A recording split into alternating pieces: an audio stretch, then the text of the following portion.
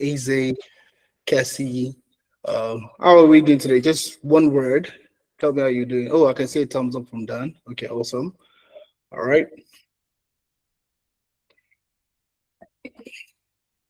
All right. Good stuff. We're going to be starting now. We're going to be starting the session right away. Okay, I can see all the thumbs up coming in. Okay, that's amazing. It's good to have you guys here today. And I'm totally excited to be here because we're going to be talking about something very interesting. Um, we're going to be focusing majorly on sponsorship. Okay, so if you're currently looking at getting sponsored in the UK today, I know it's very difficult. Honestly, I know it's difficult. I know it's difficult, but one thing I usually tell most people, I tell people in this kind of session is, it might come off as difficult, but it is not impossible. All right, it's not impossible. Is it difficult? Yes, 100%. All right, but it is not impossible, and that's what we're going to focus on today. So in my experience, I've worked with a ton of professionals, ranging from different career paths, and I've helped them secure sponsorship in the UK. I'm also Nigerian. Okay, I'm from Nigeria. Relocated to Ireland. I went to look for sponsorship. I got a job. I got sponsorship in Ireland. Moved from stability. Okay, moved from Ireland that I had gotten sponsorship.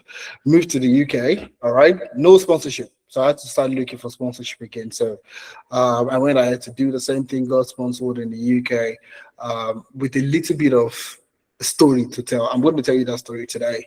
Long story short, I'm currently based in Canada. Also came to Canada, also look for sponsorship, was able to get sponsorship. So I've done this across different career paths. I've done this across different countries. So I would say by far, I do have that experience when it comes to sponsorship. But like I said, when I look at the UK today, things have really changed. All right, things have honestly changed in the last, I would say, in the last 2 years. Okay, things have greatly changed. When I moved to the UK to get sponsored, I say this in most of my session. It was just roughly around £25,000. All right, you could go on any job board, and I do this, and I'm going to do it for you guys joining for the first time. You could go to any job board. I'm going to go ahead to share my screen now. Okay, so that I can start to show you stuff. Okay, so you see, when I moved to the UK, all right, to get sponsored, you just need to earn about £25,000. It was about 25, 23, 25, 28,000 pounds that you need to earn to get sponsored. So you see, a lot of people back in the days could easily just get like an entry level. I mean, even back in the days, it was difficult to get entry level, but a lot of employers were taking a chance to say that, okay, we don't mind hiring and sponsoring you. The salary is just not going to be great. Okay, the salary is not going to be great. So it was about 25, 28,000 pounds. All right. So you could go on a random job board. Okay. You could go on read.co.uk, for example. Okay. Search for a job. You could even be in Nigeria. Okay, I knew a couple of friends of mine back in the days that moved to the UK from Nigeria. I went to do my masters, okay, but I had guys that got jobs 28,000, 27,000, 30,000 pounds per annum, and they used that job to relocate from Nigeria to the UK. And it was simple: just go there, search for a role. It could be like a data analyst, okay, all right, data analyst role. Search for it, and on job boards, you can easily filter to visa sponsorship. So you see on on a regular website, you will just see that most employers are this visa sponsorship. You would see it on the job board. You would see it on the job role. This job sponsors visa. So they're bringing a lot of talent into the country. But you see, things have changed. Things have changed. You don't even find it. You don't even find. I mean, it's there, and they say five, but if you click on it now, you find out that it's a sham. Okay, it's a sham. It's not. It's not even close to being great roles. They're not like roles that you know for certain that these roles can actually sponsor your visa. So you see, that's the challenge where we find ourselves today. So you see, your employer said they cannot sponsor you. All right. There are two things that you can consider, and we're going to go into those two things today. But the key thing, number one, is how do you change your mind, especially if they can sponsor you. So if the company cannot sponsor you, yeah, it's a waste of time. All right. It's a big, huge waste of time. So the company must be willing to sponsor you. The company themselves must be able to sponsor. All All right. So now, if they're able to sponsor, how do you change their mind? That's the question. That's the key thing. All right. How do you change their mind? That's what we're going to talk about today. So before we delve into the meeting, I'm going to tell you a story. I had this intern, one of the consultants at Andari, okay, just completed his master's in the UK. That was like the end of 2024, 2025, coming into 2026, towards like around September 2025. All right. And he had completed his master's. He was looking at getting a job. He had 2 years, 2 years post work visa. That's PSW, 2 years post work visa. And you see, the guy told me that he was looking for an internship opportunity. Okay. So I was like, okay, yeah, sure. The master's came with co-op. So a part of the master's program, you need to do internship. So I told him to look for any place that is willing to that could sponsor his visa. There's a list on the government website where you can get a list of all the companies in the UK that can sponsor your visa. So what we did was we came up with a strategy for him to focus on these companies. Okay, so sent out emails, sent calls, it did all the mumbo jumbo, did all the work, and eventually he was able to get one of the company to answer to get him to work as an intern. All right, so he did the internship with them. All right, after the internship, I worked with him during the internship, all right, because he was in he is a data engineer, so he was doing a lot of their data modeling, data pipeline, reporting, and so on and so forth. So we went ahead to do so many interesting stuff. All right, long story short, a few months, of working on the job and all that, he had started his post-work visa, he has completed his master's, he has done his graduation, he was still doing the internship. All right. Long story short, went to meet the CEO at the time, okay, and told him about his visa situation, blah blah blah. He was looking for a job, full-time job. He's looking at working with them full-time. He doesn't mind working with them. And this, the track record was he has done great. Okay, so I ensured that he built like the data warehouse. It was so indispensable within the organization, all right, that when he said that he was looking for another job, they said, you know what, don't worry, okay. Few months down the line, this offered him a full-time job and offered him a sponsorship. Okay, offered him sponsorship and a full-time job, and he's still enjoying the company, still there till today. All right, and that's something a lot of people don't explore. A lot of people don't explore this other side of sponsorship. So everybody wants to apply. So when you're looking at sponsorship and all that, everybody wants to look for a job board that has all the sponsorship jobs and all that. I mean, that would be good, okay? But there are also jobs that exist today that can actually sponsor your visa, but you just don't know they can sponsor your visa. And those are the things that we're going to explore in today's session. All right, so today's session is going to be about an hour, 30 minutes maximum. Okay, so I'll keep it within 1 hour, 30 minutes. So that's everything, all the practicals, all the things.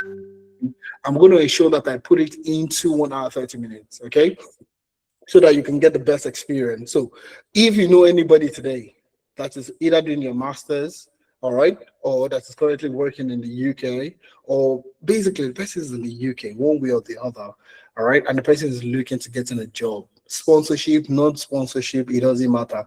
We're going to be talking about everything today. Please send them the links to this session. Okay, send the links to them. You're going to be getting a lot from today's session, so you want to send it to them and let them join and benefit from this amazing session you're going to be gaining from. Okay, let's go straight. Let's jump straight into today's session. Okay, Vantage, if you want to speak, you can just drop a comment. I'll be looking at the comments in the chat box. Okay, so just drop a comment. I'll be happy to take your question.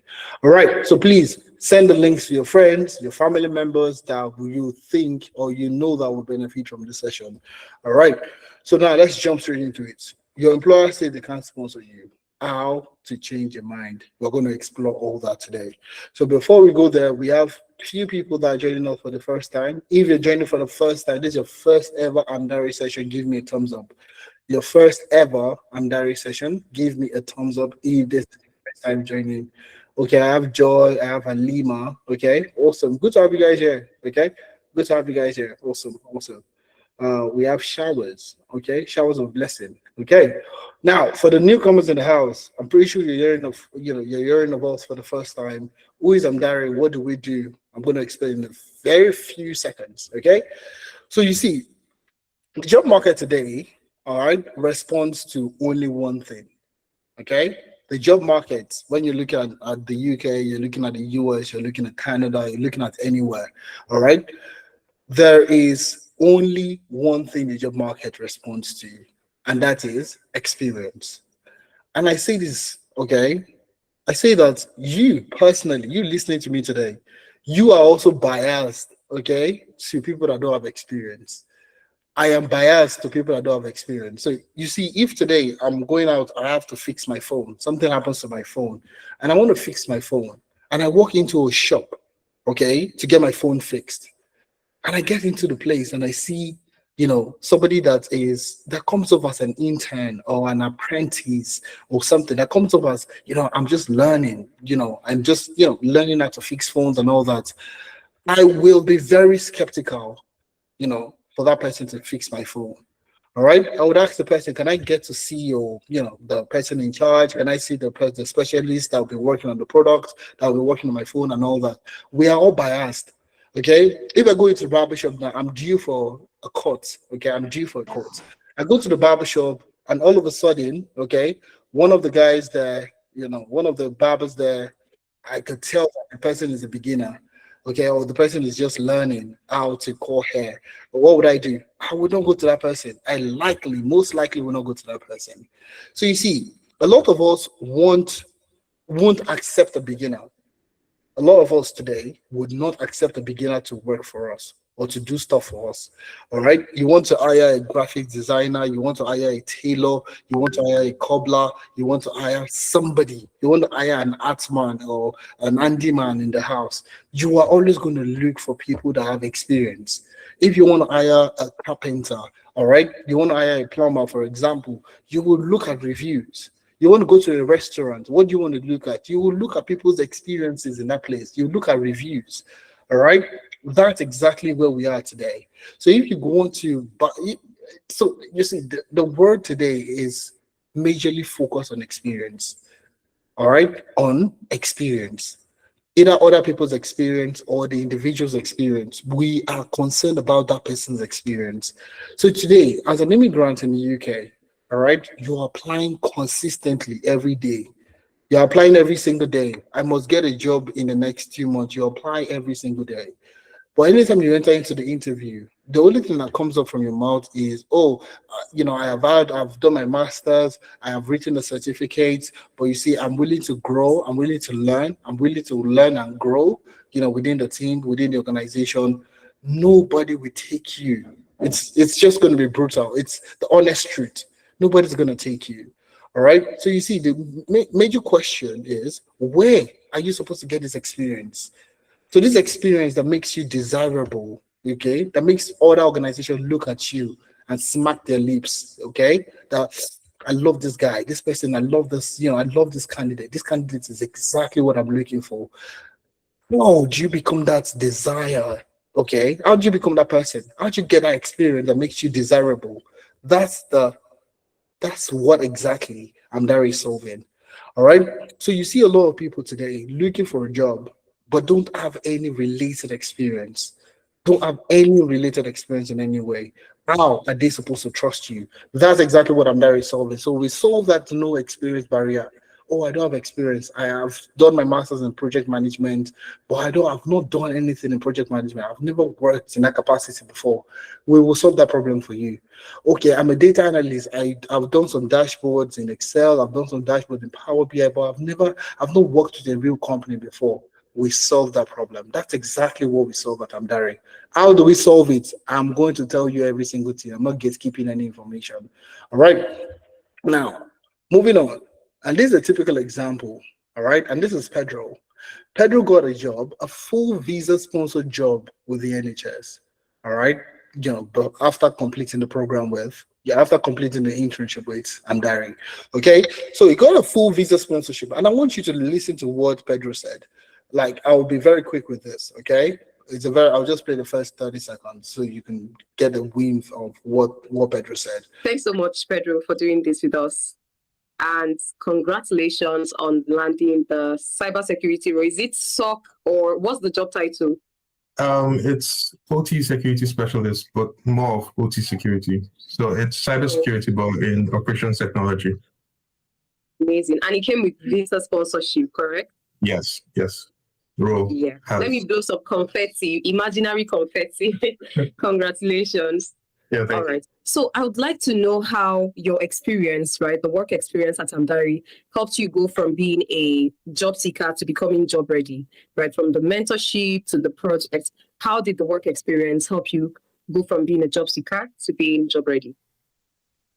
Okay, so for starters, in my IT career, I've been more of a lone wolf. I like to study on my own, do my certifications, but moving to the UK, I realized that I had to change. I knew I needed some form of mentorship, and that's how I stumbled into Amdari. And yes, the program helped. It provided some guided mentorship that helped me determine the road that was suitable for me and how to navigate to the next chapter. I was already in employment, but I knew I needed to pivot. And yes, the Amdari experience was very important. And it contributed to me landing this new role. All right, so quick one. That's it. Okay. It's a very long video. It's about a 4 or 5 minutes video. Okay. Now you could listen to him, okay, and you can deduce from this conversation that this is somebody that moved to the UK, struggled to get a job, and eventually decided. And he said it used to be a lone wolf. And a lone wolf is somebody that just can handle it by myself. I can do it by myself. I can, if I continue to press on, I try to do all the things I need to do, I will get it done. All right. But in this situation, in the UK, digital market is not, I mean, if you don't know it, you don't know it. It's as simple as that. All right. And you see, it took pressure. It took a lot of, courage from him also to start the program with us. Okay. Trust in what we have to deliver. But now Pedro has a job, a full visa sponsored job with the NHS, working as an operations technology security analyst, a specialist. All right. And these are the kind of experiences that we provide you with that guarantees you the right mentorship, the right experiences, and how to eventually get a job. So no matter how we want to talk about all the fancy things that we're going to talk about today, the key thing is you need a job, correct? That's what you need. You need a job. And what do you need to get that job? We provide you with everything that you need to get that job. All right.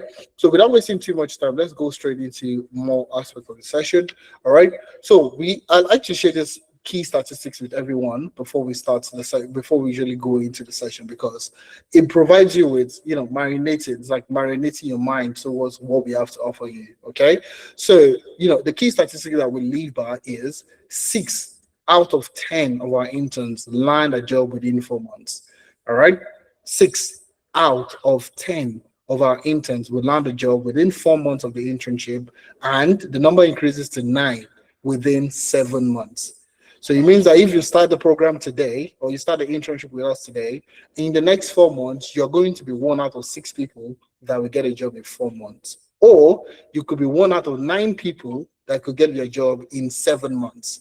And a typical example is Chinenye, okay? Also currently working as a project manager with the NHS, full visa sponsorship, and that's exactly what it is. She got a job 2 months into Amdari, 2 months into Amdari.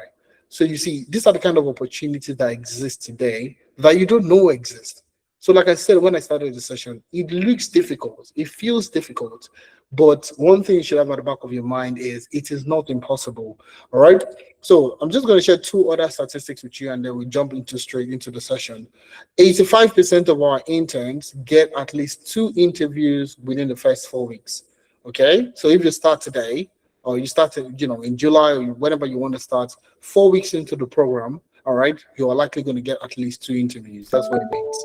Now, 100% of people who landed jobs have said that work experience and the internship, okay, the work experience internship and the reference letter is what helped them get the job. So 100 of our interns that have gotten a job I've said that the work experience internship and the reference letter is what helped them get the job. All right. So you see, these are the things I'm going to be sharing with you today. Okay. But this is just a base. This is the foundation that I'm going to be building on. All right. Because we have a good track record of people that have gone through the internship and they've gone on to getting a job. And that's exactly what you're looking for. And that's exactly what we'll do for you. All right.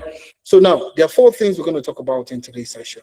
Your employer said that they cannot sponsor you. How do you change your mind? We're going to talk about that. The pathway to becoming a tech professional and securing a job, I'm going to talk about that. The Amdari work experience internship, I'm going to talk about that. And I have a special discount for you. If you wait to the end of the session, I have a special offer for you if you wait to the end of the session. All right. So my name is Ifemena April, and I have a wealth of experience, working within the tech space. But I usually don't like to focus on that because a lot of people will think that, oh, I've always been doing this, so that's why I've been successful. That's why I've been able to achieve what I've been able to achieve. Okay. But you see, I come from a non-technical background. Okay, studied economics in university. That's my undergrad. Okay, and then my first job was also nothing technical. It was management consulting, so majorly strategy consulting, HR consulting, and so on and so forth. So nothing, all right, nothing too technical, nothing too tech related. So it took me about 2 years to get my first job in the tech space, and that's what, honestly, getting my first job, I was just like, why did it take me 2 years to get my first job? Why did it take me 2 years? All right. And eventually that burden, that question, why did it take me 2 years, gave birth to 2 companies, Tenalytics and Amdari. All right. So combined together, in my own experience, helping people pivot careers, change careers, I've helped well over 3,000 people across the UK, US, Asia, Canada, North America, across the world. I've helped well over 3,000 people make that career switch from whatever career they were to a career within the tech space. So when it comes to experience, I do have that experience. I have the experience for myself, and I've also helped a ton of other people make that pivot into the tech space. So what I'm going to be sharing with you today, guys, is something that you want to listen. You don't want any distractions. You don't want anybody to distract you at all. Please ensure you keep your space very, very quiet so you can listen and you can get the best experience from today's session. So now, before I move into my main session, okay, before I delve into it, okay? So like I said, I'm going to be here for 1 hour, 30 minutes. So please, if you have any friend or family member that needs to be here, please send them the link, okay? Send them the link. They need to be here, all right? So I have this stuff here, and I said I got burnt, okay? I got burnt, and I'll tell you the reason why I got burnt. So I started the session by telling you how I moved from Nigeria to Ireland and from Ireland to the UK. All right. So I moved to the UK from Ireland. I had a sponsored job in Ireland, but the company allowed me to work remotely. So I moved from Ireland to the UK in search of better organization, not necessarily better organization, but better opportunities. And I just felt like the money that was being paid in the UK was pounds. So it was more than what I was being paid in euros. So I was looking for better opportunities, long story short. All right. So I came to the UK. All right. And I had to start all over again. I had to start my sponsorship journey all over again. So, what worked for me in Ireland? How did I get my own sponsor job in Ireland? Simple. There was no specific thing I did. So all I did was I was focusing on top big organizations I knew that could sponsor, that they had, I was only targeting like the large organization, the Fortune 500s, the big ones, okay? So my first job was with DPD, okay, which is a multinational, and you're in Europe. They are one of the largest, logistics-based supply chain company in the whole of Europe. Okay, so I got my first job there working as a BI engineer, and eventually, I'll tell the story today anyways, but I was able to get sponsorship, long story short. All right, then I got into another organization that is called Teleflex, which is also the largest supply chain, largest medical technology company in the world also. I got into that one. They were willing to sponsor. and then I moved to the UK. So I just saw the track record that if I always target, if the target was always to big companies, if I always target big, large scale organization, there is a large tendency, there's a huge tendency that they will sponsor my visa. All right. So let me tell you this. Let me say it again. So my own strategy was in Ireland, I was targeting large scale organizations. Okay, so I was targeting the likes of KPMG, the Lloyds, the banks, large, big corporations. Okay, because I knew that if I got a job in those companies, worst case scenario, I would eventually get sponsored. So I moved to the UK with that same mindset. So I wasn't looking at any job board to say that, this job is visa sponsorship. I wasn't doing that. I was just applying to any job with big scale organization. So I got offers from, consulting companies. I got offers from, different ones. Okay, eventually. But eventually, I got several offers, but I landed on post office. And I was leading, I was the business, can't remember it. It's a business data support lead, okay? Business data support lead. And I was leading a very exciting project. It was a digital transformation project with the post office. So they were implementing data analytics, I was in charge of that particular, project. And long story short, I found it very exciting. It was fully remote. The pay was very good, okay? Pay was great. I was in Portsmouth at the time, but my office was in London, so I only went into the office just one time. And this picture that you see here was the one time I went to the office. So I performed so well on the job, okay? And eventually, I was like, okay, I've done so well. I've done well on the job already. And eventually, I was asking them to sponsor my visa, okay? So I was like, I've performed well. I've done well, okay? The same thing I've done in other organizations that I eventually got sponsored.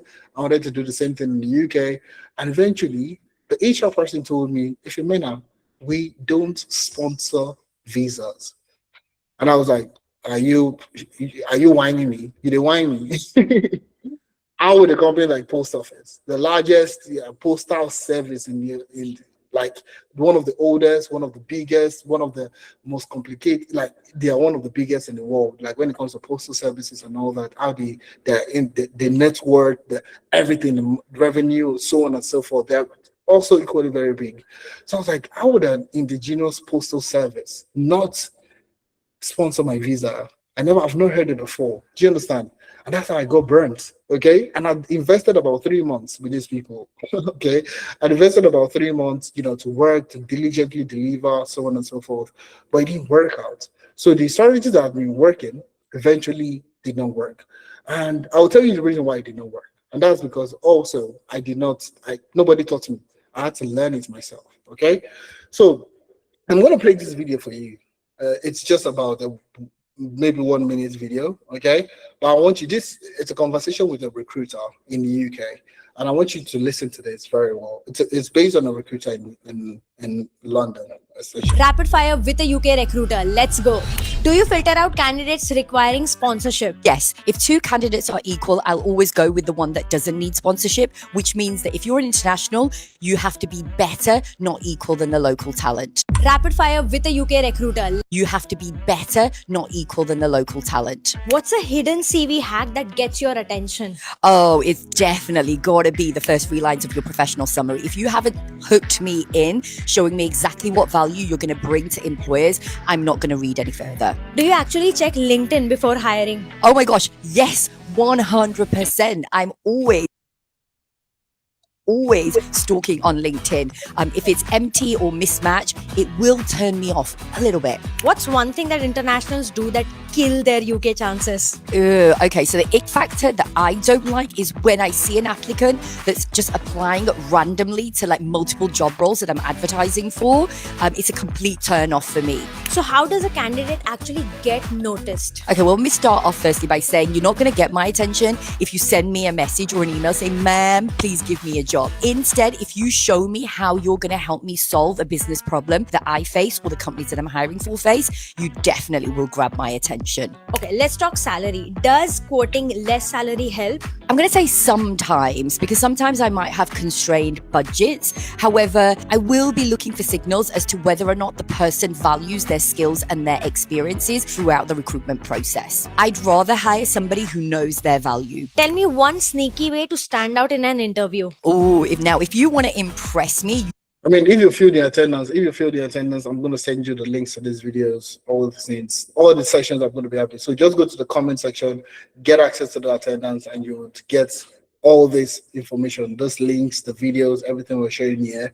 I would send everything to you. So just fill the attendance and get access to every single thing we're using from today's session. So now, the key thing I want you to understand here is the first few sentences. The first few sentences asks about sponsorship for immigrants, okay? Do you filter out candidates who need sponsorship? And the question was, she said yes, all right? But you need to stand out, okay?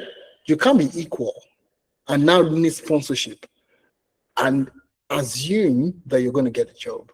So you see, you need to stand out. Yeah, it's as clear as day. You need to stand out. All right. And I'll tell you another reason why today, as of today, looking for sponsorship in the UK, if you don't have experience, you cannot stand out. You cannot use your master's and your certificate to stand out. It's impossible because in an interview, they would ask you questions like, scenario-based question. Tell me a time you've done X, Y, Z. Tell me a time you've handled a difficult stakeholder. Tell me a time you've handled, conflicting timelines in a project. How do you answer that kind of question if you completed a certificate? It's going to be very, very difficult for you to answer this question. And even if you answer those questions, the person will know that you don't have that experience because of the way you would go ahead to answer those questions. So you see, do you filter out candidates based on sponsorship? 100% yes. All right. So today, know that at the back of your mind that you cannot be at par with another candidate that doesn't require sponsorship. You need to do better. That's something I want you to have at the back of your mind. You need to do significantly better than other people that don't need sponsorship. All right. Now, 7 things that you might be doing that is keeping you in that survival mode. 7 things that you might be doing today that is keeping you in that survival mode. I'm going to rush through this, okay? But these are things you probably know already. So you see, I worked in a warehouse when I moved to the UK. I worked in a warehouse. I worked with DPD.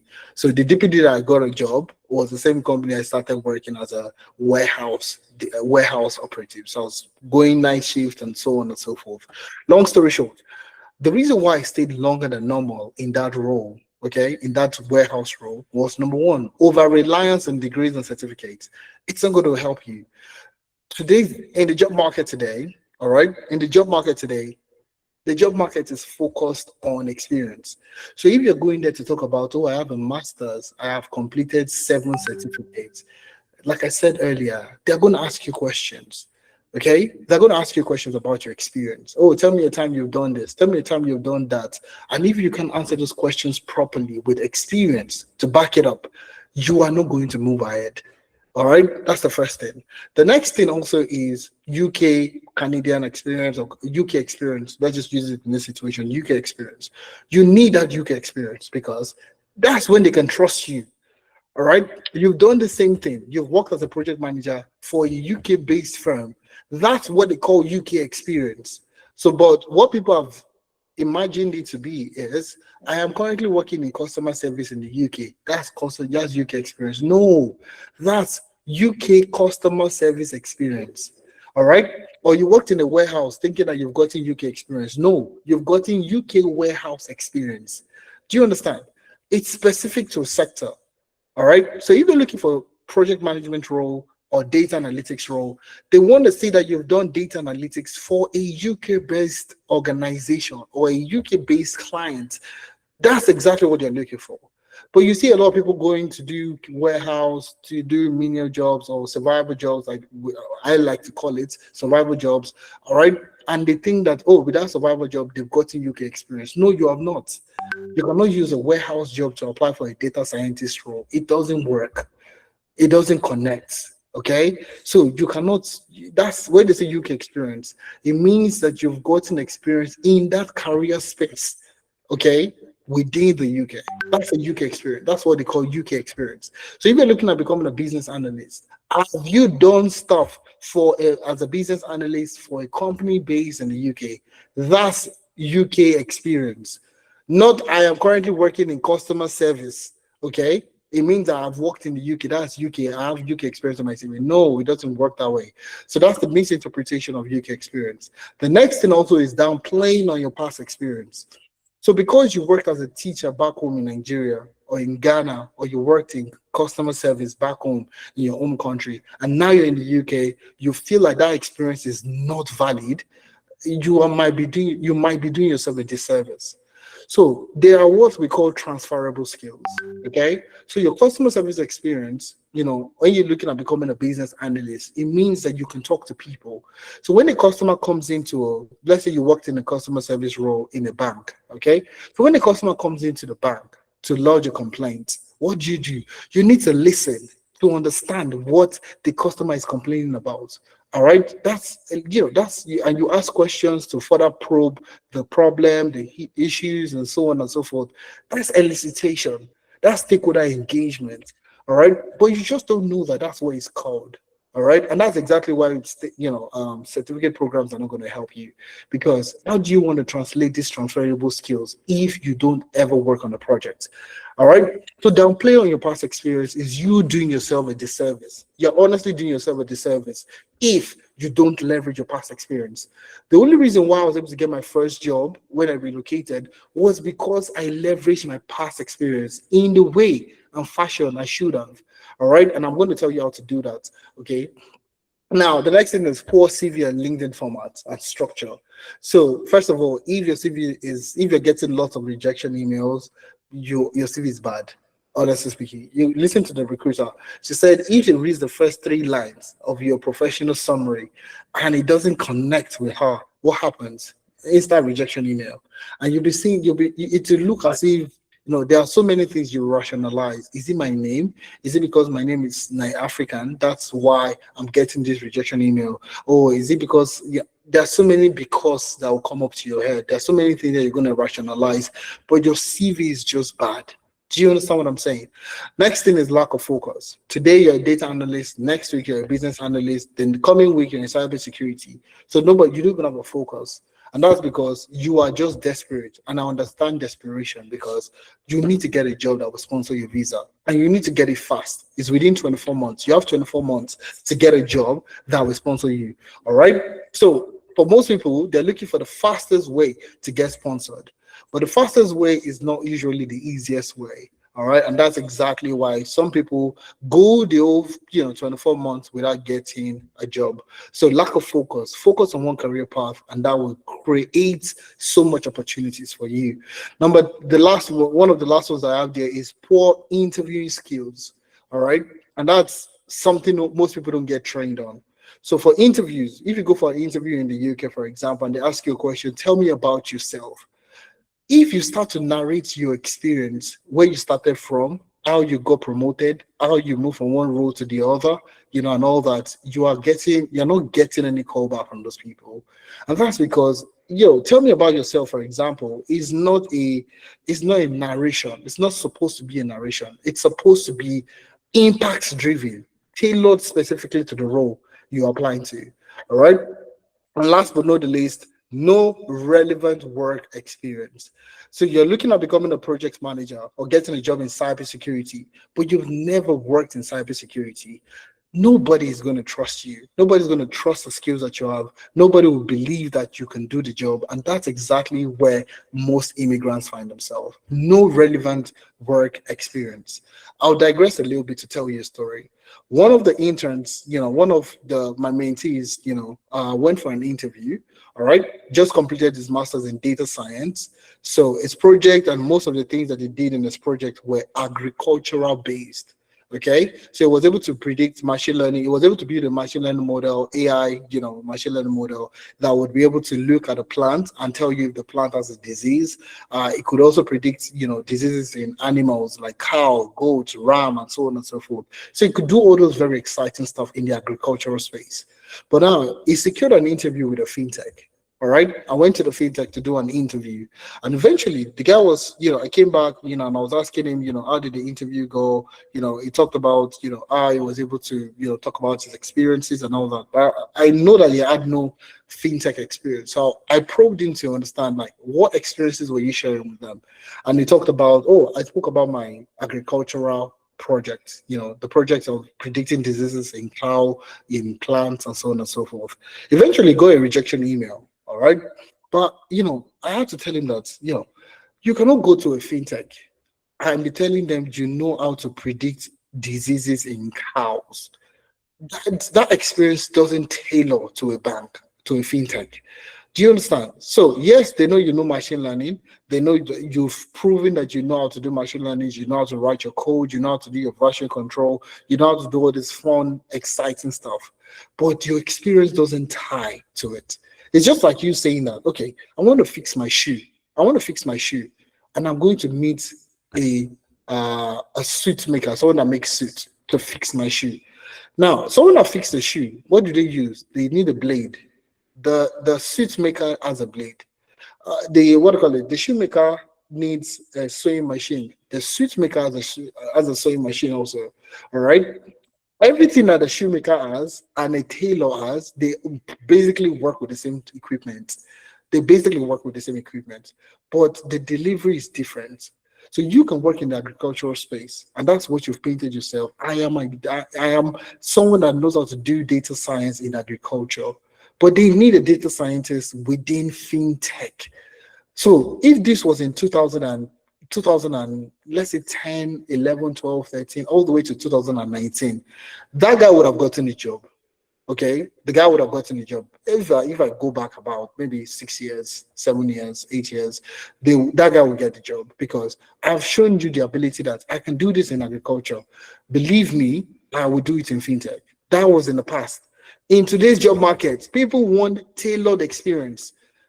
You did it in agriculture, I beg, I know define. I don't want you to start to learn how to understand fintech. I'm looking at predicting, fraudulent transaction. I'm looking at claims. I'm looking at all these, predictions within fintech. You are going to be learning all over again. So if you had gone to the interview and spoken specifically to data science and fintech, it would have gotten a further interview. All right, it would have gotten further in the interview process, and even eventually, if possible, they won't get the job. But you see, most people want to use their own current experience to get the job that they're looking for. And you see, that's what I realized. And I was like, okay, I went for the first interview. I went for so many interviews, and I got rejected. All right, I did a lot of application. I got rejected. I got a lot of interviews. I got rejected. So, and this is where the part of mentorship comes in. Like a session like this, get you, to understand, all right, what you're missing out. So you see, I got to see that every time I went for an interview, all right, I never passed the first level, or maybe the first or second level, first, second, I get dropped off. All right. And, I spoke to somebody about it, and the lady told me, her name is Ife. She was an investment banker back in Ireland. She was fantastic. She's literally the person I ensured I got this kind of job on this weekend. And that's the power of mentorship. All right. So she told me, like, we did like a conversation. It was a long conversation around application, putting yourself out there, interview and all that. So I told her about how I answer questions during an interview. And she asked me a question, and I want to ask you the same question today. She asked the question, would you hire yourself? Okay? Would you hire yourself with that kind of answer? And I was like, what do you mean by that? So she was like, you are applying for a data analyst role, okay? But you keep going there to say that you are willing to learn. You're willing to grow. You're willing to hit the ground running. You're willing to, you never talk about your data analytics experience. You never put it in a way that you have done this before. And if I've done it before and I come to this organization, I would do 2 times better than whoever is in that organization. That's what they want to listen to. And immediately she said that, it struck a chord in my head to say that, as a Nigerian, when I was interviewing in Nigeria, when I interview in Nigeria, I want to be humble. Okay, I want to be humble. I want to be proud a little bit, but I want to be more humble to say that I want to grow with the organization. That was the mindset I brought into Ireland and the UK, and it suffered. Okay, so outside the country, you need to be very. There's a brush mentality you should have with talking about your success. So your interview should be you blowing your trumpet that I have done this amazing stuff. I've done this fantastic stuff in the past before. And that's exactly one of the key things that helped me get my first job. And I go from the first one and I moved on from one job to the next job. I got a job with Dell. Then eventually I moved to Teleflex, working as a global business systems analyst. And that's my journey. And that's how my story changed outside the country. And that's why I'm doing the session today, to let your own story change, to tell you that the way you're approaching the job search markets today, the way you're approaching jobs, getting a job in the UK today is not the way it's supposed to be. Okay? Nobody's going to take a beginner. And I started out with the session today, you will not take a beginner. Okay, it's like you going to the gym. You want to be fit. You want to know how to do bench. You want to bench. You want to squat. You want to do all this fun, exciting gym stuff. But you get to the gym, and the person that you see there doesn't look like a gym, like somebody that actually has muscles or has the perks or has the things that you're looking for. You will doubt the person. That this person will give me the kind of quality I'm looking for. I doubt it. Do you understand? So you see, we are very, very beginner, we're not beginner friendly people. We don't like beginners. Okay, that's the same thing. If you're looking for artisans, you want to fix your car, you want to fix your house, you want to fix a leaking roof, you need somebody that has experience. So why is it that you go for a job and you paint yourself as a beginner? Okay, why are you focusing so much on certificates when your certificate is just a banner to say that, okay, I have read and I have passed an exam? That's what a certificate is. All right, it's not a testament to that I have experience. It's a testament to I studied, I read, I am devoted, and I got it. I got the certificate at the end of the day. But at the end of the day, you are going to be asked a question. Everybody will go through the recruitment cycle, and as long as there's a recruitment cycle, certificate is not going to be an edge. It's not. To be honest with you, it's not going to be an edge. All right, and that's something you should have at the back of your mind. So what would I need to do today? All right, if I needed sponsorship, what would I do today? Today. And this is where you need to listen. Okay, if you've been sleeping, please, try to sit up now. Sit up. Okay, sit up and let's delve into the matter. All right. Now, the first thing you need to do is get all the companies in the UK that can sponsor your visa. That's the first thing you need to do. First thing, and I provided the link here. So if you fill the attendance, I'm going to send all these things to you. You don't need to disturb yourself. All right, I provided the link here for you. Okay, so if you click, you see here, click here to download. All right, it takes you straight to the web page. I'm going to show you the web page. It's a UK website, the gov.uk website. All right. I need to tell you the register of licensed sponsor worker. Now, this is a list of all the companies in the UK that can sponsor your visa. That's this is the master sheet. So this is probably updated. I will check out soon. Okay, last updated 19th of June 2026. All right. So I'm going to go to my downloads and I'm going to open it up. Okay, I'm going to open it up so you can see this. You can see the Excel sheet. All right. Give me a second. I'm not sure why it's not coming up. I want to show you what you need to do. Okay, I want to show you what you need to do. Okay, because once you have that master sheet, the next thing is for you to be very strategic. All right, the next thing is for you to be very, very strategic. All right, I'm going to open this and it's asking me to use Excel to do that. All right, so I'm going to open up in Excel. So once you download it, just follow. Once you don't need to record anything. This session is recorded already. If you fill the attendance, you'll get access to all this recording. All right. So okay, that should have opened up now. Okay, just give me a second. I'm going to bring that up on the screen. That should have. Okay. Why is my Excel sheet not coming up? What I'll do, I'll just open it up manually. Just give me a second. So this list contains all the companies in the UK today that can sponsor your visa, that can sponsor your skilled worker visa. So you want to focus on two things. You want to focus on the skilled worker visa and the scale up visa.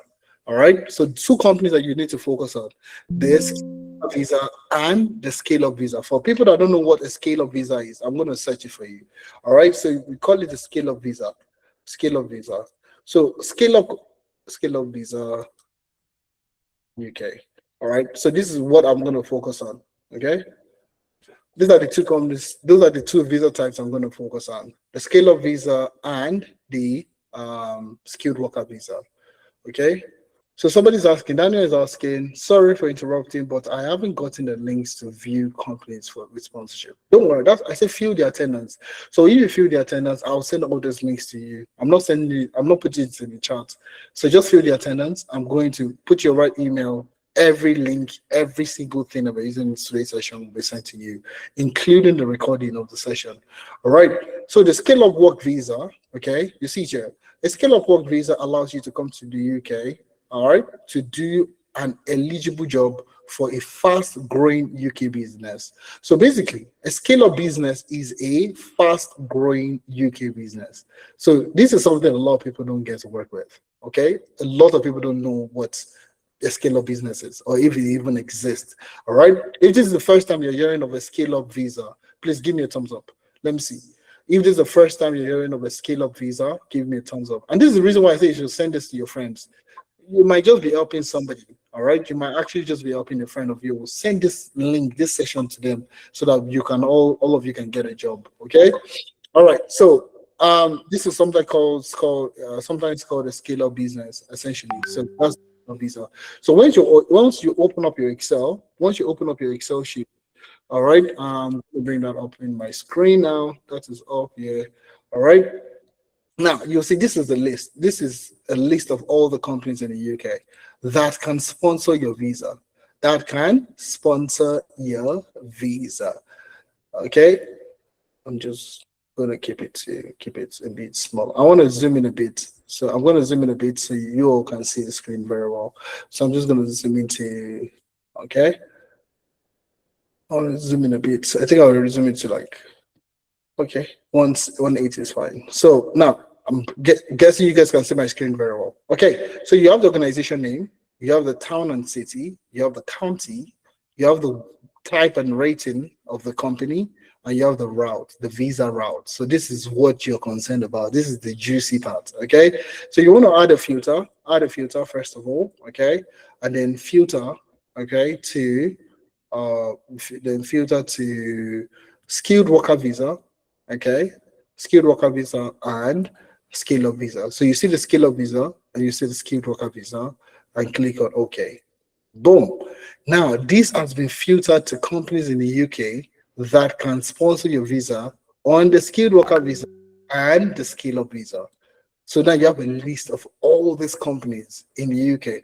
And you see over here at the bottom, you see you have 122,000 companies that can sponsor your visa currently in the UK. 122,000 companies can sponsor your visa in the UK. 122,000. That's a lot, all right? But obviously, you don't live across the UK. You live in a city, all right? So come to your city here. So if you're in Manchester or you are in London or wherever you are, okay, type in the environment. So let's say Manchester, okay? I live in Manchester, so that's the reason I'm using Manchester. So I'm going to click on enter, okay? If you're in Birmingham, you are in, you're in Leicester, you're in wherever you are, just type in the name there. So now when I've clicked on Manchester, okay? And I have about 2,840 companies in Manchester that can sponsor my visa. But you could also look at neighboring cities. But even 2,000 is a lot. 2,800 is a lot of companies, okay? So you have about 2,800 companies in Manchester that literally can sponsor you on a skilled worker visa and a scale-up visa, okay? So you have 2,800 companies. So that's a good way to start. But now it's very difficult for you to keep track of 2,800. It's difficult. I mean, you can take a look at some of these companies, okay? There are quite a number of them there that you can take a look at them, okay? So there's A, there's B, they are arranged in descending order, in ascending order, and so on and so forth. All right, so you can see Booking. This is Booking.com. All right, I think I saw Booking. There are quite a number of them. This is Booking Transport Limited in Manchester. There are so many companies in Manchester here that can sponsor your visa. But how do you keep track of them? Don't worry, I'm going to show you, okay? Now, what we've done is we've partnered with CV Matchly, okay? And I will show you how CV Matchly works to help you ensure that you're only applying to companies that can sponsor your visa. I'm going to show you that in a few seconds. I'll show you that now, Seth. Why am I wasting time? So let's just go to a job board. I'm going to go to read.co.uk. All right. I'm going to go to read.co.uk and I would look for, let's say a data analyst job. Okay. Let's say data analyst. Well, let's say project management. I've used data analyst before.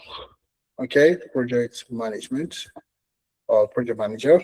Okay, so I've used data analytics in one of the job sites. So let's go with data analytics this time around. So you see, I'm going to come down here, okay, and you see here posted by. I would not go to agency. The reason why I won't go to agency is because it's a recruiting firm. It's a recruitment firm, and recruitment firms don't sponsor visa.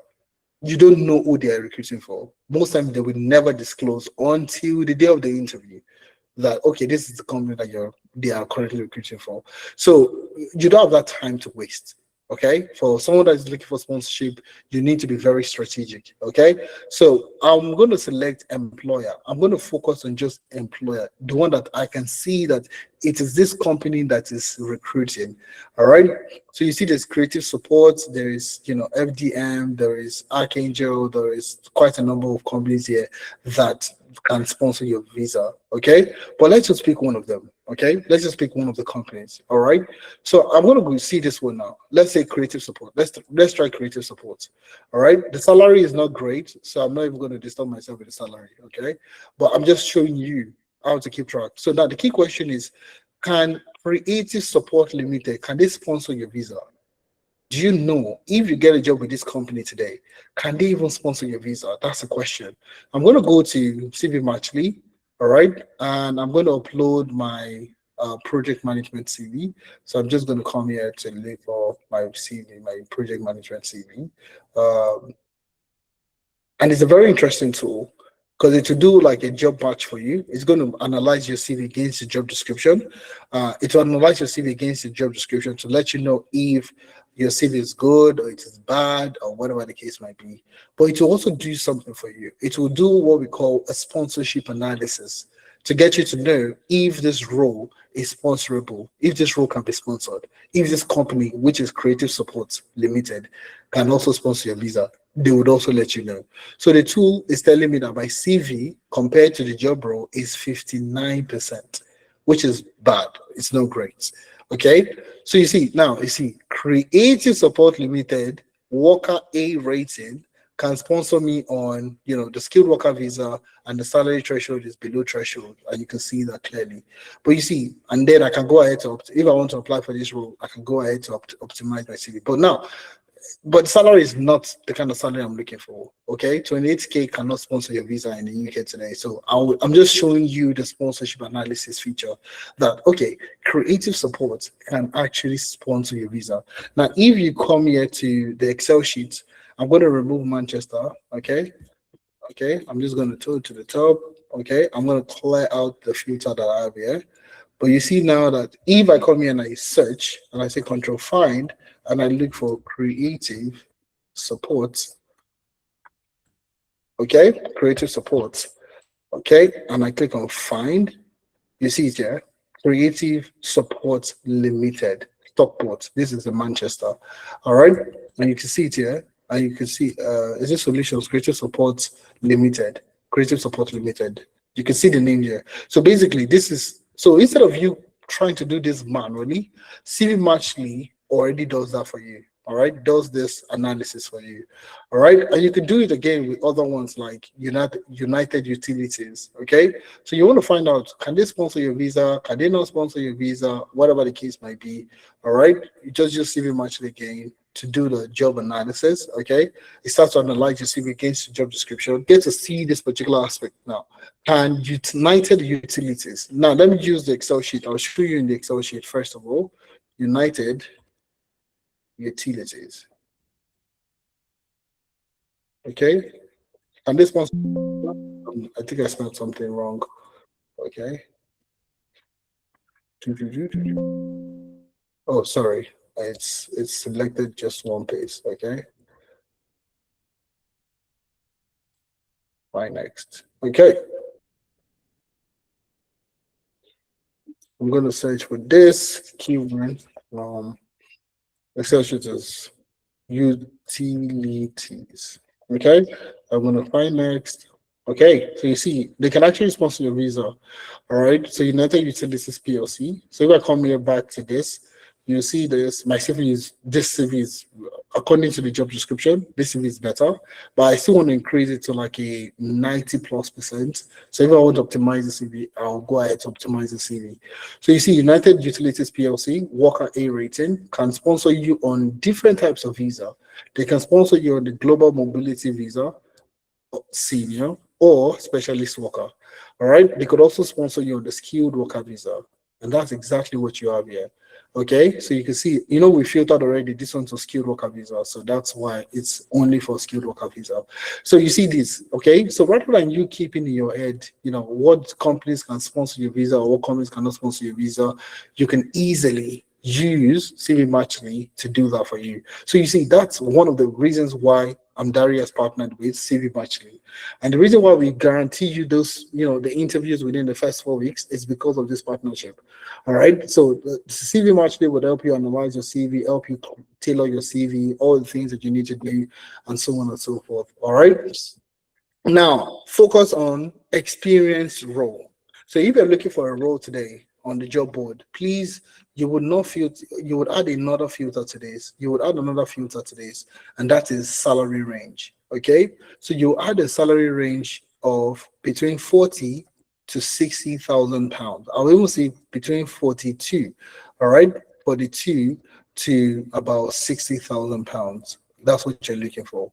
All right, this will filter out any entry level or any mediocre salary. So you're looking for sponsorship in the UK today. The reason why it's experience is because the salary range, okay, it's salary range. For you to look for sponsorship today, what's the salary that you're expected to bring in? Can anybody tell me what salary is expected? Let me see if anybody knows what it is. Okay, so if you're looking for sponsorship today, what's the salary range you're looking for? You can put it in the chat, guys. Put it in the chat. Okay, you can put it in the chat. You can put it in the chat. Okay, 41,700. Fantastic. 37,000, I think. Oh, no. I think the least is even about 38K, and that's like, graduate. If it's a graduate role, that's, no, it's 41,700. So that's Gabriel is correct, Clifford is correct, Ridwan is correct, 41,700. So I usually just go above 42,000, 38,000, and I think it's 38,500 or thereabout. And that salary is for entry level role. You will not see any entry level role that is 38,000. You won't. I can tell you that for free. Okay. Now, so where do you get this required experience? Focus on experience role. So if you look at a project manager role, data analyst role today in the UK, they need you to have experience. So if you take a look at this, any one of them, okay, let's take a look at the one that we can clearly see.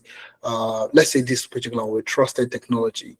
So if you look at this, okay, these guys are looking, salary is between 40 to 45,000 pounds, which is okay, and all that. So about you.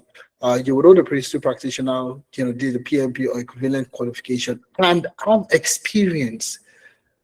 So you see, a lot of people will miss out this particular aspect. Please give me a thumbs up if you can see me loud and clear. Can you guys hear me? Any response from you guys? All right. This is my laptop. Okay, okay. All right. So I think my screen just froze for a second. I'm not sure why my laptop just froze. All right. So you see, you would hold a Prince 2 practitioner, ITIL, PMP, or equivalent qualification, or equivalent qualification, or equivalent qualification. You have a master's, you have a BSc, you have whatever you have, or equivalent. It's sums it up together. And have experience in some technologies such as desktop refresh projects, server replacement, and all this and all this. You have a strong interpersonal ability with confidence to build and this. You are highly, this. You would have proven experience of successfully managing projects from initiation to completion. So if you say you want to go, okay, I don't have any of these things, but I want to go and get my Prince 2 practitioner, you are not going to get this job because they've clearly told you you need to have successfully managed a project. Okay, so how do you want to prioritize this to say, oh, I don't have a Prince 2 practitioner, I need to go write my Prince 2 practitioner? Meanwhile, the thing that is staring at you in the face is you need experience. All right, you need experience. You see, you will have proven experience of successfully managing projects from initiation to completion. So if you finish a Prince 2, you get the best results. Have you successfully managed a project from initiation to completion? No. So how do you expect to get this job with your Prince 2 practitioner certificate? So you see, as beginners, we tend to prioritize this certificate because it makes us look good. It makes us feel good. All right? It's an addiction at this point because you just want to keep writing the next certificate to make yourself feel better, to make yourself feel good. But is it moving you closer to getting a job? No. And that's because, like I said, it is experience that these guys are looking for.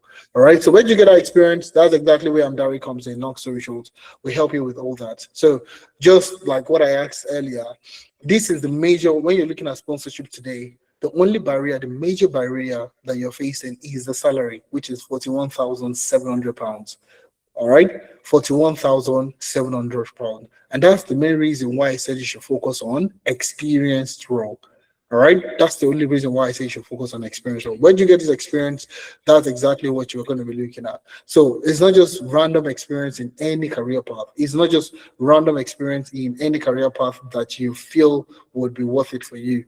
It's looking at career path that you know that you can be sponsored. All right.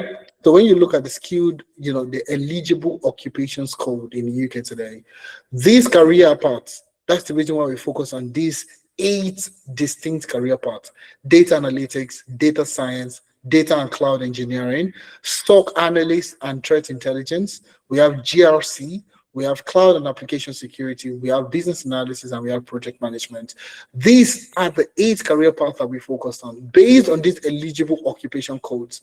So we're not looking for something, but we're not looking at career path that you need to go spend another 1 year, 2 years, 3 years to go learn. No, we're looking at career paths that you can pick up quickly, you can learn quickly, you can implement projects quickly, and you can get a job as quick and as fast as possible within that 4 months duration.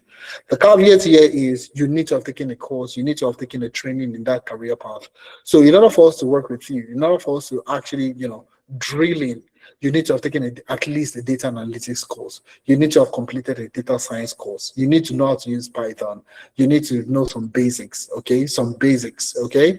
Cloud engineering, the same thing. Cybersecurity is big. So if you're an absolute beginner, you've not done anything in cybersecurity, all right, but you're willing and eager to learn and to work on projects at the same time, we would also consider such kind of people.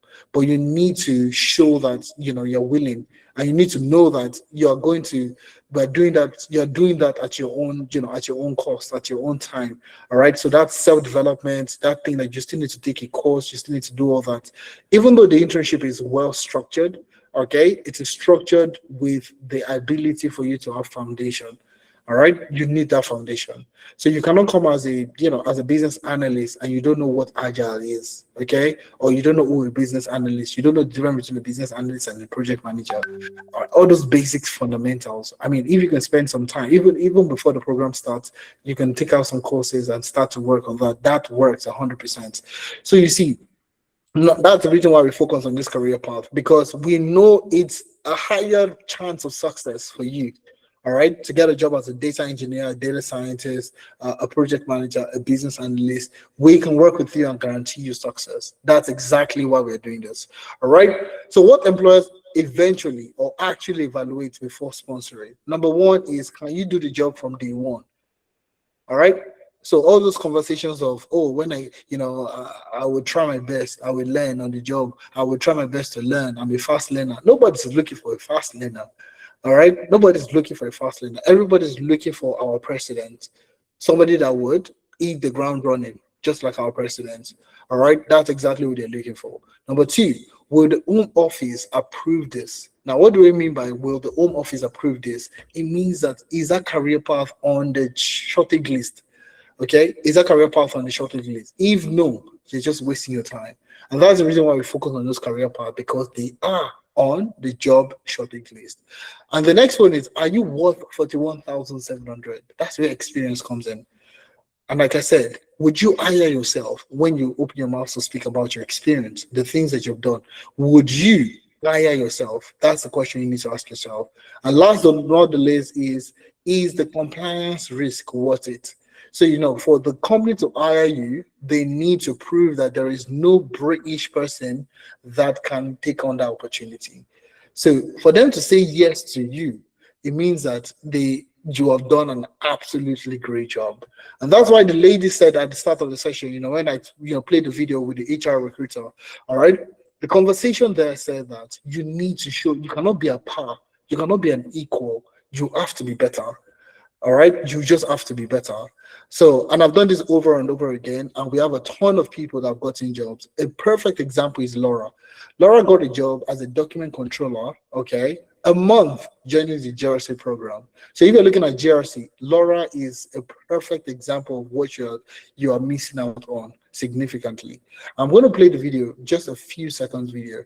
It's a few seconds video, all right, where Laura talks about the experience. I'll just play the first 30 seconds. Nothing too overwhelming. All right. So you can listen to Laura. Okay. I have certificates in cybersecurity, but I don't have any hands-on experience. Please, what do I do to get a sponsored job? Awesome, Theodore. I would like to speak to you. I'm almost wrapping up my session, so I would really love to speak to you in a few seconds. But I just want you to listen to this. Okay. This is Laura. Awesome. So yeah, I know you mentioned it before, but can you just talk in specific terms, the things about Amdari or the experiences or the Amdari processes that actually contributed, to the success of this, you landing this role? Okay, so when I joined Amdari, I was told that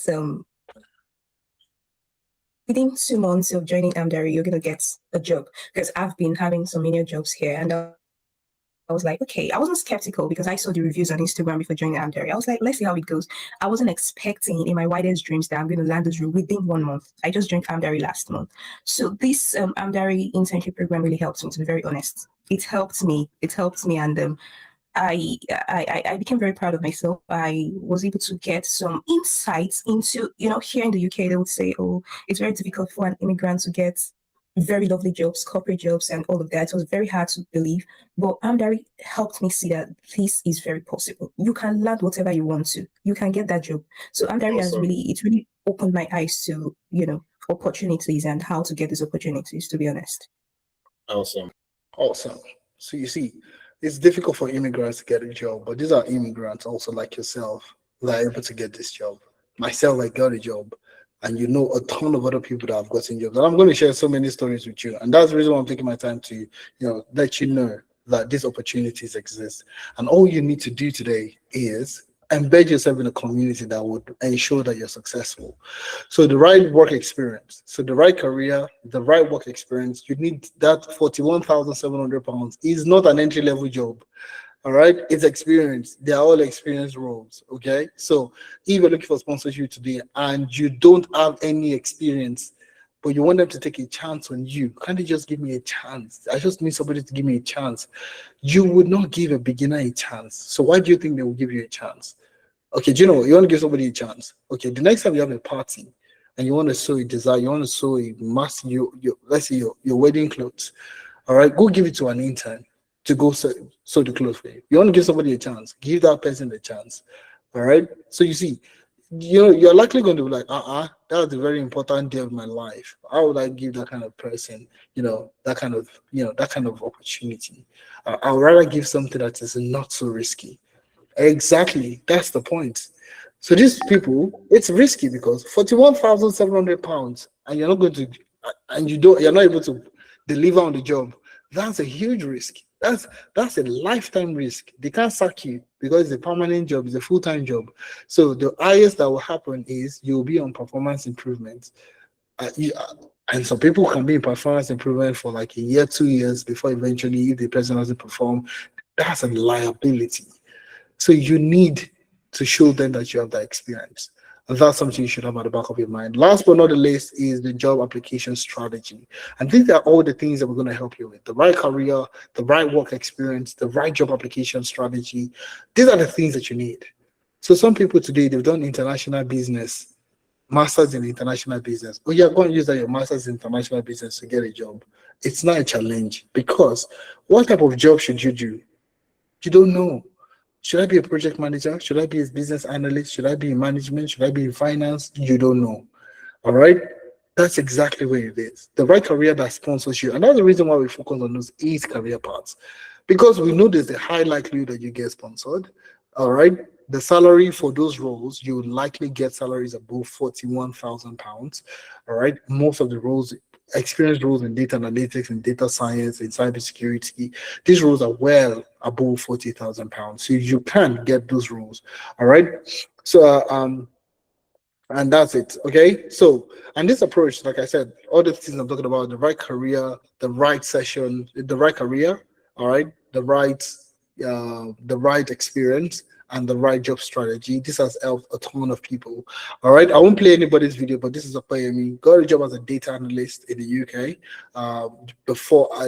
After the program after completing the internship with us. This is Abisoye. Okay, Abisoye got a job with the Royal Devon University Healthcare NHS Foundation Trust as a cybersecurity specialist. I mean, let's take 2 seconds to look at this kind of roles in the UK. All right. So if you're looking at NHS, okay, NHS Jobs UK, and you're looking for cybersecurity specialist role, let's look at the salary range. Okay, let's take a look at some of the salary range that we have there. So you'll see that. All right, you'll see that.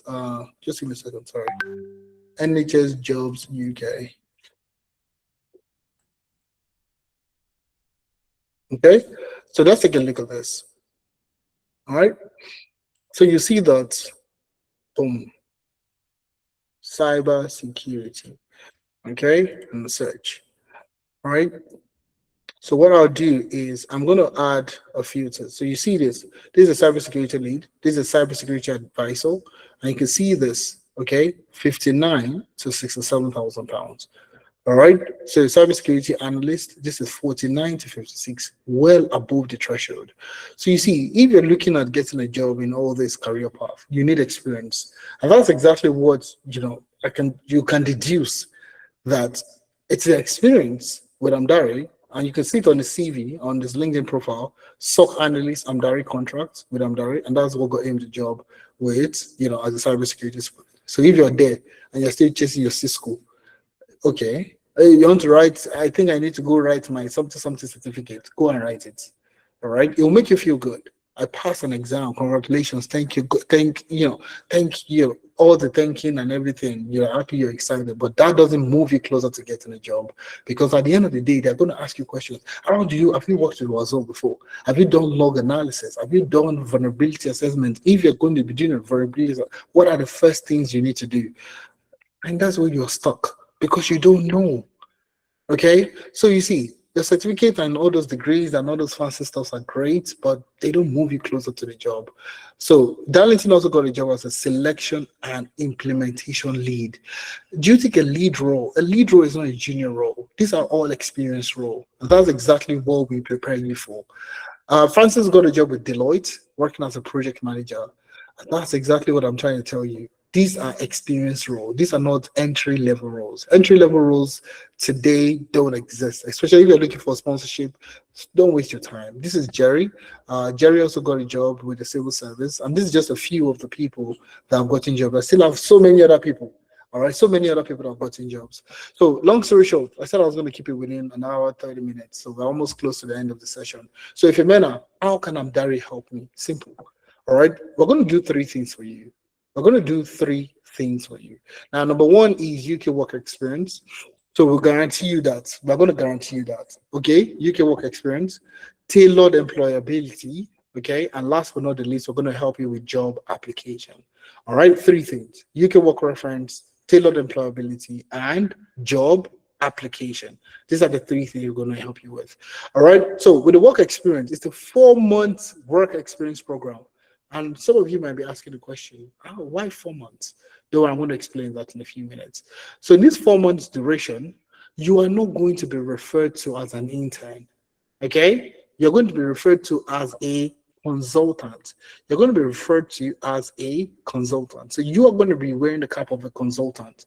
And I'll tell you the reason why also. Now, you're going to be assigned a specialist. A specialist is someone that has a wealth of experience in the career path. So if you're going for project manager, this specialist would have a wealth of experience in project management. If you're going into cybersecurity, this person would have experience in cybersecurity. All right. And last but not the least, we're going to be bringing in 2 special people.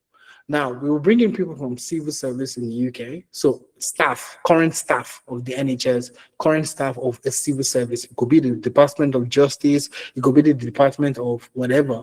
All right. HMRC, we could bring in an ex-staff from these platforms in order for them to simulate what work looks like with the NHS, what working with the civil service looks like.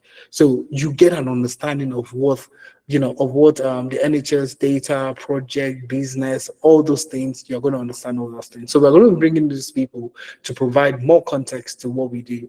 All right.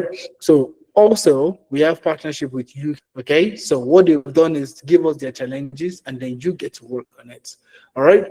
So you, a consultant, will work with a specialist alongside NHS ex staff, NHS staff, civil service staff, and UK startups. Now, in this duration, you're going to be working on 5 to 6 projects. Now, 3 major projects would be simulated on the NHS and civil service. Now, if you're looking at getting a job with the NHS, a critical skill that they're looking for is healthcare experience. Healthcare experience, and that's exactly what we do for you. So with these experiences of you working with ex-staff or current staff of the NHS, you get to understand how the NHS works. You get to understand how reporting works in the NHS. You get to understand what reporting, what terminologies to use, and so on and so forth. Also, you get to work on 2 to 3 projects with a real startup in the UK. All right, so they've given us the challenges, they've given us the project, and all you need to do is solve. Now, if you don't have any experience doing this before, that's where the specialist comes in. The specialist will hold your hand and guide you through the solution, through the project. So you're never going to be alone. You're never going to be trying to figure out things by yourself, because somebody is going to be there to assist you. All right. So, you can add it to your CV. All right. That you're currently working as a data analytics consultant, not an intern. Okay, a business analyst consultant, a GRC consultant, a cybersecurity consultant. These are things you will need to have to get you into the space itself. So get a tailored and you'll get a recommendation letter upon completing the project. You get a distinct recommendation letter from you completing the session. So you're getting that experience. You're getting the experience. You're working on projects based on the NHS. You're working on projects based on UK civil service. You're getting experience working with UK startups. So you can talk. And these are the related experiences I talked about earlier. All right. Now, employability, we're going to help you with CV. We're going to help you with your CV. We're going to help you with your LinkedIn. We're going to show you how to navigate the job market. So all these small things I've shown in today's session, would have more detailed sessions during once you're on board. Would have how to navigate the job market, how to prepare for interviews. We're going to prepare you for interviews. would also provide you with a valid UK reference. So whenever you apply for a job and the company needs a reference letter, we are registered in the UK, so we'll provide you with a valid UK reference on the job support, and also you get to build a portfolio of projects. So all the 6 projects you're going to be working on, everything will be documented well in the portfolio for you. All right. So job application process, you'll get access to CV Matchly for 3 months. Okay. So you get access to CV Matchly for 3 months that you can use for your CV analysis, sponsorship analysis, and that's one of the major reasons. Even on the NHS website, some platform might not be able to. Some NHS trust might not be sponsoring your visa, but you don't know. That's exactly where CV Matchly comes in. So if I use CV Matchly for this, for example, I'm going to bring in my, I'm going to use my cybersecurity CV. Okay, cybersecurity. Just give me a second. I'm going to click here. I'm going to upload my cybersecurity CV. All right. All right. So I'm going to click here, analyze the CV against the job description. And if you take a look at this, all right, let's take a look at the person specification for this role. And you find out that you see master's degree or equivalent level of experience. So you see everything is recognized, experience, demonstrable experience in ICT, strong interpersonal skill. So you see experience is what these guys are looking for. So you see, you will bring experience working with a well-established SOC or cyber defense function. Have you done that before? With your certificate, have you done that? No. With your certificate, do you know how to lead or signal and shape SIEM or SOC operations? No. So how do you do all these things with your certificate? No, it doesn't work that way. So you can see now, South Central Ambulance Services NHS Foundation Trust can actually sponsor your visa. So that's very, very good. All right. So you see, you get access to CV Matchly that you can use to tailor your CV, use to write your supporting statement.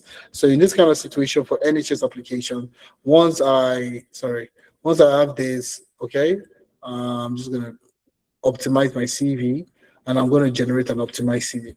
The moment I do this, okay, I can develop my cover letter. I can develop my supporting statement. So for NHS applications, for example, you need supporting statements. You will need to, tailor your resume, all right, or the application, not necessarily your resume, but the application on the NHS website has to be tailored to the NHS, all right. So you cannot say that, oh, I worked in FMCG. Now you are in healthcare, and you're still using FMCG experience on healthcare, you're likely not going to get the reject. You're likely not going to get a call from the NHS.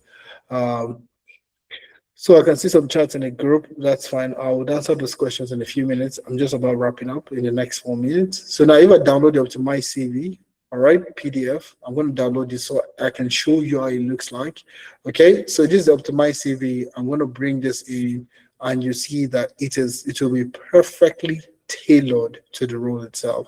So you see, I am a senior network and cybersecurity specialist with nearly 10 years of experience leading security operations, SIEM training, and everything. So you see, the first 3-4 sentences is perfectly tailored to the role that you're applying to.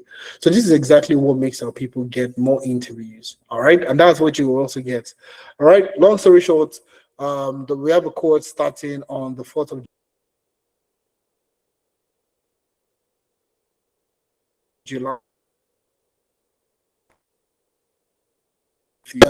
Discount for people that are willing to start as soon as possible.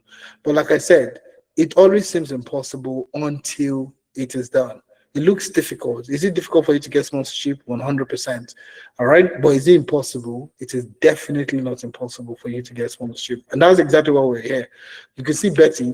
Betty got a job, as an information technology business project manager, all right, with Echoes IT. Also, Anita got a job as a senior business analyst. All their videos are here. All right. I'll probably, maybe after the session, I'll play some of the videos for you. Also, we have Samuel, who got a job as a BI engineer. All right, working for a company in the UK. In the same vein, we have different success factors that help people. So just to reiterate, 6 out of 10 of our interns will get a job in 4 months. Okay, 85% of our interns, would get at least 2 interviews in the first 4 weeks, and 100% of people who have got a job via Andari. I've said that the work experience internship and the reference letter is what helped them get the job. All right. So somebody's asking a question, very interesting question. I'll show you that in a few seconds. GIA support. I'll show you that in a few seconds. So you see, the next quote is starting on the 4th of July. Okay. So the original fee is £800 for 4 months. All right, the 4 months duration is supposed to be for £800. So we're running a 25% discount for the first 10 people. All right, for the first 10 people. So now, instead of you paying £800, you can pay £600. Now, you don't have to pay £600 today. All right, you can actually pay in installment, and I'm going to show you how to make your payments in installments in a few seconds. All right, so all you need to do today is just go to your browser. I'm going to open up a new browser so you can see for yourself. So open up a new browser and just type in Amdari. Just type in the search, just search for Amdari. Okay, so once you search for Amdari, it takes you straight to Google. Okay, and you see the first link that you see there, that's what you're looking for. So click on Amdari. It takes you to the page. It takes you straight to the website, and then you can decide to go through internship program. So what you want to do is go to internship program, click on that, and scroll through. Okay, so which of this program are you interested in? Okay, so that's exactly what you're looking for. So if you're interested in business analysis, click on apply now. Okay, click on apply now. It takes you to the main page for business analysis, and click on apply now. You see apply now, click on it. Okay, now once you click on that, it will take you to the checkout page.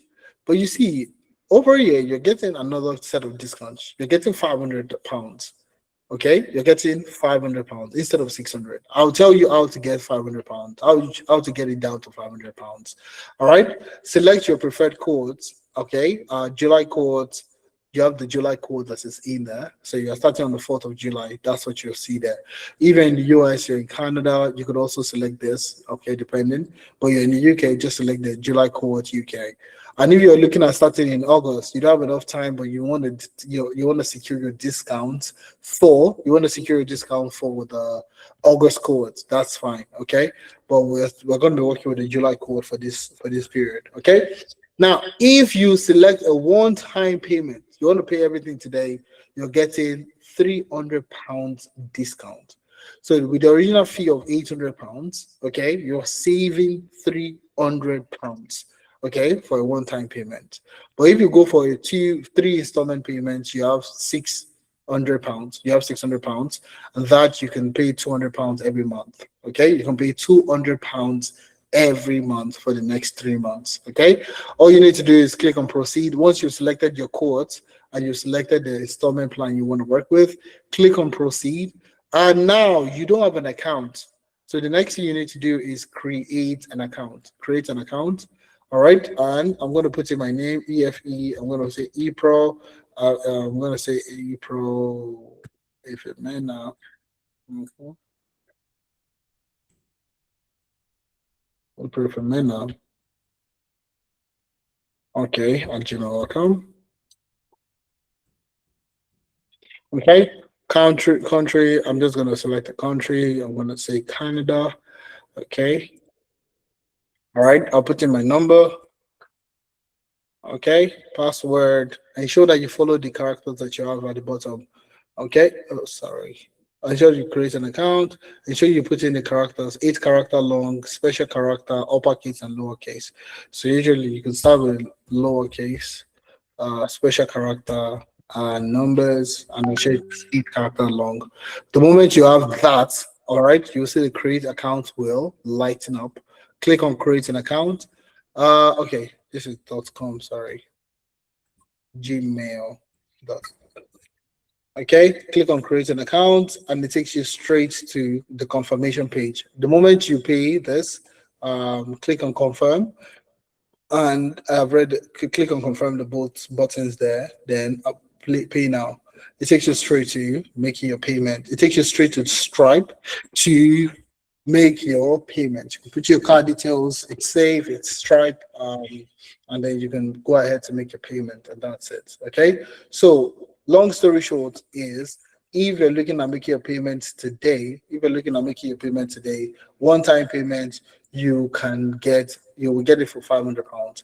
But if you want to go with 3 monthly installments, like I said here, you're going for £600, and that's what it is. So the key thing here is you're investing. This is an investment, all right? And I'll guarantee for this investment that you're making, I'll guarantee is if you don't get a job in the 4 months, if you go through the 4 months program, you did your project, you did your assignments, you did everything you need to do, worked on all these projects, exciting projects, and eventually you applied, and you didn't get a job in 4 months, our guarantee for you is we will continue to support you till you get a job at no cost. At zero cost. You don't need to pay us any dime, anything. The only amount you're investing today is the £600. And that's for the first 10 people anyways, okay? The guarantee is that if you don't get a job in 4 months, we'll continue to work with you at no cost till you get a job. And also you would have lifetime access to reference letter from us. So if you get a job, you move from one job to the other job, and you need reference in 2 years' time, we'll continue to provide you with a work reference. Now, you would also have lifetime access to the videos, the projects, the things that you worked on. You would have lifetime access to everything on the platform. You'll get 3 months free access to CV Matchly. For the first 10 people, again, I'll repeat it, first 10 people, you get 3 free months access to CV Matchly. Also, we do this stuff where we do a coffee chat with a recruiter. So a recruiter based in the UK, like one of the videos that we played today, you ask them questions, what are the things, you can ask, do you filter based on my name? If I apply for all those questions, you can ask those questions. We have a session with a UK recruiter, and that's question that you're willing to go ahead to ask. So you would also get your CV and LinkedIn optimized within the first week of you starting. And last but not the least, I will jump on a call with you. So if you make your payments today, okay, I will jump on a call with you, okay, in order for you to, for us to work together on your job strategy, okay? So I'm going to jump on a call with you to ensure that you get the best experience in terms of your job strategy, okay, of you coming up with a job strategy that you can work with on you getting a job in the UK. The people I've worked with, majority of them currently have a job, so that's something you don't want to take lightly. All right, so these are the 8 career paths that we're focused on for the next 4 months. If you're interested in getting started, please grab your copy now. It's only for the first time people. Thank you so much. Okay, so I'll take some questions in the chat, and I will take some questions based on people raising up their hands, and then we can call it a day. All right, so if you're looking at getting started, please take advantage of it very much. All right, so Dan Views says that, if Imena, I'm so into your session and all the testimonies. I'd love to talk to you personally and hopefully have you as my mentor all through the internship journey, and also I can get a job. Guidance is needed generally in life. I'm opting for data engineering. I've got a good knowledge of Python, Django, MySQL, REST API, and database. That's fantastic. That's good experience. That's very good experience. All right. So I mean, those are very good experience. So we would definitely work together. Everybody, but I have calls with interns every now and then, even during, despite my schedule, yes, it's something that we can work around. Okay. So, I mean, that's not a problem at all. That's easy peasy. Okay. I think that's the only question that we have here. Link to the course or registration. Okay, awesome. That's been sent. Can NHS supporting statement or CV match? Okay, yes. All right, so that question came in, and I'll take that question very quickly. All right, so somebody's asking a question around NHS application. For most NHS applications, you will need what we call a supporting statement. All right, so if you look at this, usually they'll provide you with supporting statements and all that. So how do you generate the supporting statement using CV Matchly? I'm going to show you that in a few seconds. All right, so if I go to CV Matchly AI, I'm going to log in, okay, and I would access my dashboard. All right, the moment to access my dashboard, I'll go to the top bar and I'm going to look for job application tracker. So I'm going to click on this, okay. I'm going to go to my tracker because that's where I can see all the jobs I've applied to, okay? So it keeps track of all the optimizations, all the jobs I've applied, interviews, and so on and so forth, all right? So you see this, optimization. So this is the role I just optimized for. This is a cybersecurity analyst Bicester. That's, I'm pretty sure that's how they pronounce it. Okay, Bicester. Okay, now this is the South Central Ambulance Service NHS Foundation Trust. I need a supporting statement, but you can see it, generate supporting statement. So once I click on this, boom, it starts to generate a supporting statement. All right, and it takes a few seconds. It actually just takes about a few seconds. I think about 30 seconds, less than a minute, anyways, way less than a minute. Half of a minute, 30 seconds to 35, 40 seconds. All right, it generates a supporting statement. All right, so how do I view that? I'll just come back here. Okay, click on the three dots, and I will click on generate supporting statement, and it's going to pop up with a new screen. All right, so you see, this is my supporting statement for this application. So if I'm in April, you know, my email, phone number, and everything like that.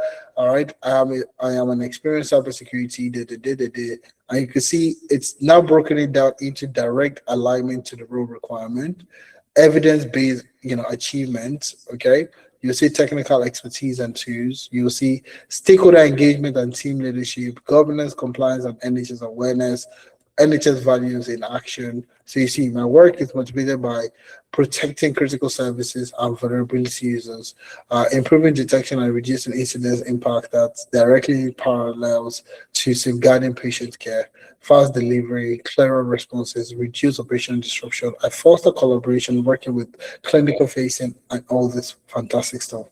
So personality and quality and the closing remarks. So you see how it has broken it down into the key features that are necessary for this role.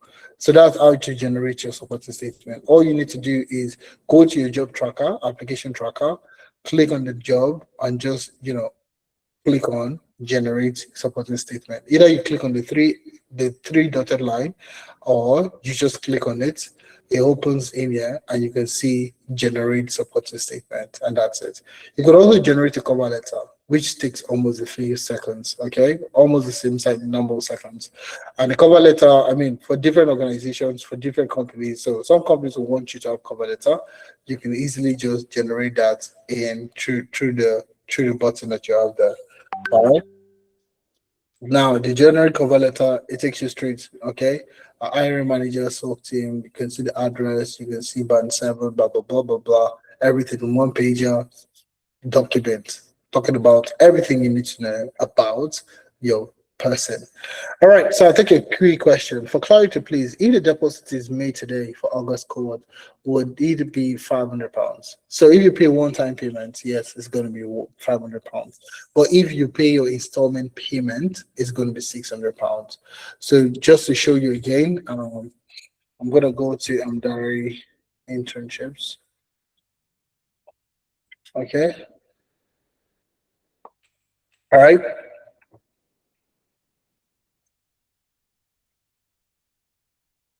I'm going to just select one of the career paths that I have there. Okay, I'm going to select one of the career paths so we can do it together one more time.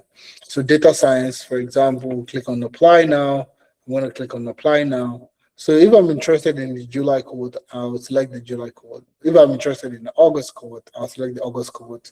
And if it's a full-time payment, I click on full-time payment. So now once you pay £500, you're automatically secured for the August cohort. You are not required to pay anything. All right. But if you select the 3 installment payments, you are paying £200 today. First payment is £200. Next month, you might not have to pay next month. Okay. You don't have to pay next month. You've secured your discount at £200.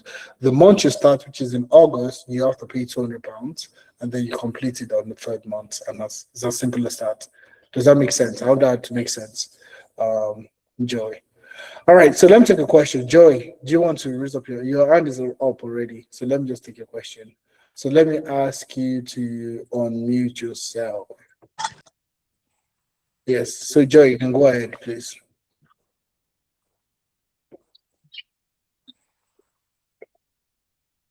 Joy, are you there? Oh, okay. Your hand is still up though. Okay. You have answered me. Okay, awesome. That's okay. That's fine. Let's say read one. You can go ahead to ask your question. Read one. Okay, when is the opportunity for discount ending? So it's when the first 10 people make the payment. Okay, so it's only for the first 10 people.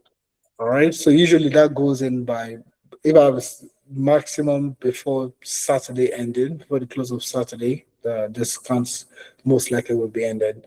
All right, so that's something you should have back in mind. So the discounts, those discounts are there, okay, for the first 10 people. All right. All right. So, read one. I hope I answered your question. Goodness, Kanu. Goodness, are you there? Yes, I am. Good evening. Okay. So I want to ask a question regarding like not securing a job within the 4 months of the internship. So Yes. my question is this, because you said you will continue to work with Amdari, does that mean the person can still do projects like as your consultant, they can still have access to projects they can continue working on to keep building their experience and be also developing their skills? That's a very good question. But we don't. You would have access to projects, but you won't get like the kind of commitment is we're going to be helping you get a job. All right, that's what we're going to be. That's like a major determinant for us. So the key thing for us there is not for you to work on more projects, but for you to get a Okay. job. All right. So Okay. the focus would be employability. So job sprints, we're going to be doing job sprints. We're going to be helping you with interview preparation. We're going to be helping you with all of this stuff. So the focus will be employability. And that's something you should have at the back of your mind because that's the only focus you need. It's not more projects that will get you, okay? It's the employability itself that will get you what you're looking for. I don't know if that answers your question, goodness. Yeah, that's fine. Thanks. All right, yeah. So the focus will be majorly employability. All right. So we do this stuff what we call it the job sprint. So that's for people that have not gotten a job. We get to work with them and then we look at your job application process, what you're doing correctly, what you're doing wrong, and then you're getting feedback, you're implementing, and that's what we do essentially. Goodness, I didn't get to ask you, where are you and what career path are you looking at getting into? Okay, so I'm in the UK, but I'm having different career options I'm looking at exploring. So I've not really made up my mind on which one. But I Okay. used to work as a data processing specialist, which I feel going into the data analyst career path would have been a better fit or a great fit. But I'm also looking at business analysis. I'm thinking because I have a master's in finance and accounting. Okay. I've been exposed to some business models, like some things about business, having business acumen. So I'm looking at that one too. And I also did like a training in cybersecurity. Ah, data Sometime. analytics, yeah, cyber. That's So I also did, amazing. I've also done some trainings in cybersecurity. So I'm also looking at the cybersecurity rules like the GRC, the data and app cloud something. I have a level 3 certification in cybersecurity. So that's why I'm also looking at that. So I'm more like I can't make up my mind. Like I'm not made up my mind on Right. which one to go with. Yeah. I'll tell you what I tell every single person. That's a kind of dilemma. It's a good dilemma. But I'll tell you this: focus on the one that you have strength in. Okay, focus on the one that you have the most strength in. So you have work experience already in data and processing and all that. Okay, Yeah. and you've done data processing and all that for how long? Sorry. I have like 2 years experience in that. All right. So why would you want to move to cybersecurity?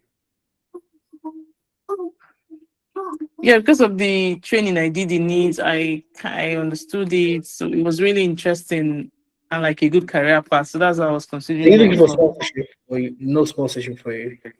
Sorry? Are you looking for sponsorship? A Yes, I sponsorship? am. You are. You can't. Yeah. All right. So long story short, don't set yourself. All right. Play to the area of your strength. That's what I would say to you. Okay. Focus on data. You're already doing data. You have experience in data. It's not going to be absolute. I don't know what kind of processing you do with your data, but what technologies are you familiar with in data? So for the role I worked with, it was mostly Excel. Okay. I mean that's Yeah. okay. Have you taken any courses in SQL, Power BI? Yes, I have. I've taken some courses in SQL and Power BI, and I've also done some projects on them. But I'm still not very confident because it's not something I was like working on Goodness. constantly. Goodness. Yeah. This is a direct advice. Please just stick to data analytics. All right. You don't need to dabble into any other thing, business analysis, cybersecurity. You don't need to do that. Focus on data. Okay. Not Okay. because data is faster, it's better. It's just easier for you because you have the experience. Do you understand? Yeah. So many people don't even have that. Okay. I understand the confidence part that you're talking about. You've completed some project. That's literally what we do. That's why you're working on all this project to build your confidence, to give you the experience. Confidence doesn't come from nothing. It comes from you doing it consistently. And that's exactly what we're doing here. All right. So goodness, I'll be wanting you to start as soon as possible. Okay. Start with the data analytics. Not like start, focus on data analytics and then Okay. see what you do in 2-3 months. Okay. Okay. Thank you. All right. No problem. I'll be looking forward to having you on board, the goodness. I'll be looking out for your name. Okay. Readmond, do you want to ask a question now? Readmond Olajide. Yeah. I'm here. Good day. Yes. Good day. How are you doing today? I'm fine. It has been an amazing moment with you this evening. As if this will be the first webinar I'll be attending because Oh, I've really? learned a lot. Yeah. I Awesome. said as if I've not I know. attended I any got webinar you. before. Yeah. So the question I wanted to ask is like I have my master's in cybersecurity, and it has been a very challenging thing for me to secure a job in cybersecurity here in the UK. But my question is, the minimum I've seen for UK experience in cybersecurity is 2 years. So I want to know 4 months direct internship. How is it going to cover the 2 years minimum UK experience that they always require? That's first question. The another question is, do you have partnership with some companies that recognizes the 4 month internship with Amdari that one can easily apply for being an intern of Amdari? So that's the other question I wanted to ask. The other question, Do you have the any third question I've been asking in the chat. Do you have any recognized companies that do it? I mean, do you have partnership with companies that specifically recognizes Amdari 4 months internship? That recognizes the Amdari work experience internship to do Yeah, with 4 months internship for employment, because the minimum I've always seen is 2 years UK experience. Okay. All right, very good questions. I mean, those two questions are one in the same. That's the reason why I was seeking clarification for the second question. Okay. So 2 years of experience, 4 months of internship. How do they corroborate? That's the question. Yeah. So, Ridwan, what have you been, since before you came in for your masters? What were you doing before? IT officer back home. You're doing IT already in Nigeria. Yeah. All right. Now, fantastic. So, how many years of experience do you have in that field? At least I can say 10. 10 years of experience. Yeah, 15 to 25. All right, that's good.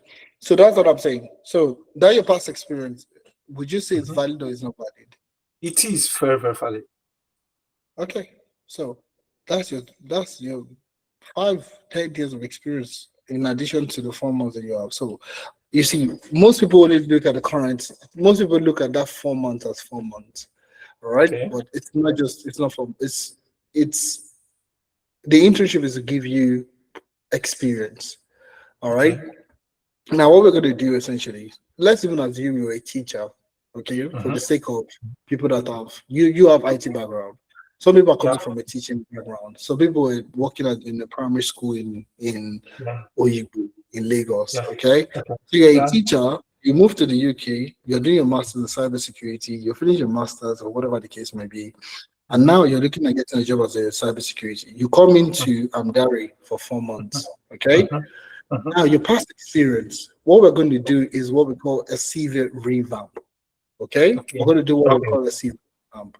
So your teaching experience in that school, we're going to look at teaching, we're going to look at cybersecurity, and we're going to look at your past experience, and we're going to fine tune it into cybersecurity.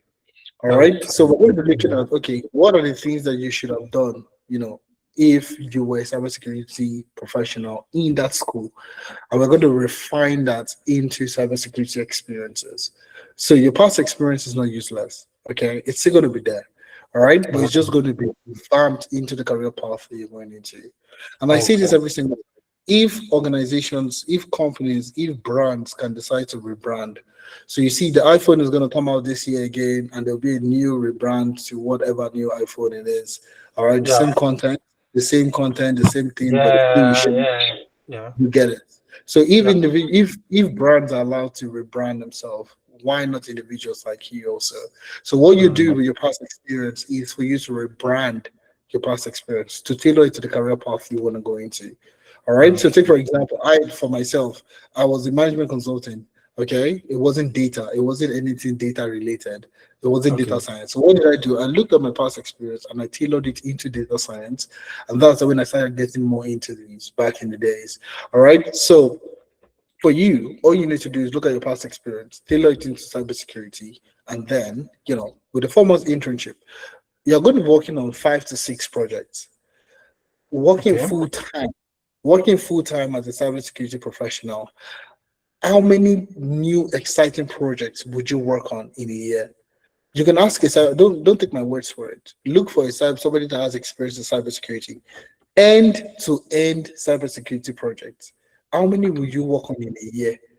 You will probably work on maybe 2, 2 or 3. Yeah, 2 or 3. End-to-end.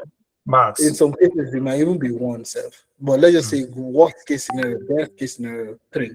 All right, you work on 3 projects. So it means in 2 years, end-to-end projects, you're going to be working on 6 projects in 2 years. So what we have done is bring that 2 years experience into 4 months, where you're going to be working on all these end-to-end projects within the same within a shorter period of time. So a very perfect example, so I can show you, Ridwan. So you're going into SOC, I perceive, correct? Or GRC, or App and Cloud Security. SOC. So, all right. So I'm going to show you what develop my. Actually, I've already finished my training on ISO 27001, so which is GRC, but my utmost interest is on SOC. Yeah. Okay, SOC. We'll take a look at SOC. I'm going to take a look at, let's say, the make what the guys that are they're just about a month into the program. So I'm going to look at the make what, and I want to show you the projects that they've worked on so far. I'm going to view projects, okay, and now you can see they are currently on their second project. All right, this is the first project that they worked on: strengthening cyber resilience through investigation and the organization. Now this is the one they're currently working on. Enterprise SOC modernization and threat detection engineering using Splunk, using Splunk Enterprise, Suricata IDS, Sysmon, and Vault-Bank. Okay, so if I click on this view project, you get to see more about the project itself. So you can see the company overview. Okay, North Star Financial Services is a organization founded in 2016, headquartered in Austin, Texas. The company provides digital banking services, peer-to-peer payments, so on and so forth. So what's the major challenge they're going through at the moment? Okay, so if you take a look at the business challenge, you'll get to see limited security visibility, no centralized SIEM platform exists, security logs are distributed across systems, analysts lacked correlation and accountability, so on and so forth, detection coverage gaps, fraud and account takeover risk, so on and so forth. So now what's your job? Project objective. What are you supposed to do in this project? All right, the engagement was designed to achieve the following measurable objective: deploy Splunk, deploy universal forwarders, configure Suricata IDS, and deploy Sysmon. Monitor objective, detection objective, investigation objectives. So this is what I mean by end-to-end. So this company doesn't have any system set up for, for SOC. And that's exactly what you're going to do. So this is what we call by end-to-end. Most organizations would have all these things embedded already, and you just have to leverage. But in this kind of situation, you are building from scratch. Okay, and that's the experience that we're doing for you. So when you're going there, you're talking about your experience as a consultant.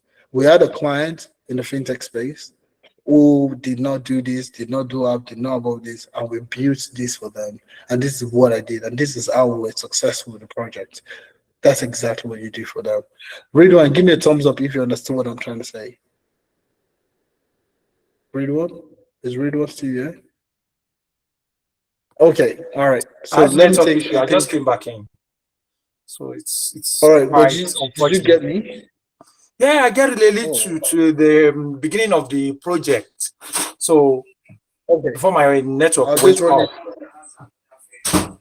Okay. All right. So you see, the business challenge is basically the business is going through what we call they don't have SOC implemented. All right. So you see, take a look at this now. No centralized SIEM platform existed. Security logs were distributed across systems. Analysts lacked correlation capabilities. There's so many things, in terms of detection, in terms of these are real life projects. Yeah, exactly. Yeah, so at the end of the day, you're going to be deploying all these things to solve the problem. And this is what I was saying earlier. That this is okay. Yeah, I can see them. This is an end-to-end project. So a mobile organization you get to work with today, they would have some architecture already. Okay, so you're not building from scratch. Now, this is giving you the opportunity to build from scratch and learn while you're building. And you also access to, you have access to the specialists that will handle you and all those fun stuff. Does that make sense now? Yeah, very. Yeah. I mean. Hello? Is it my network or what? Yeah. Can you hear me? Yeah, very well now. Yeah. Okay. Where are you based? Birmingham. Birmingham. Okay. Yep. Birmingham. Is it Birmingham or Birmingham? It's Birmingham. It's Birmingham. Is it Birmingham or Birmingham? So the guys in Birmingham would say it's Birmingham. But it's Birmingham. That's what I'm saying now. That's correct for them, isn't it?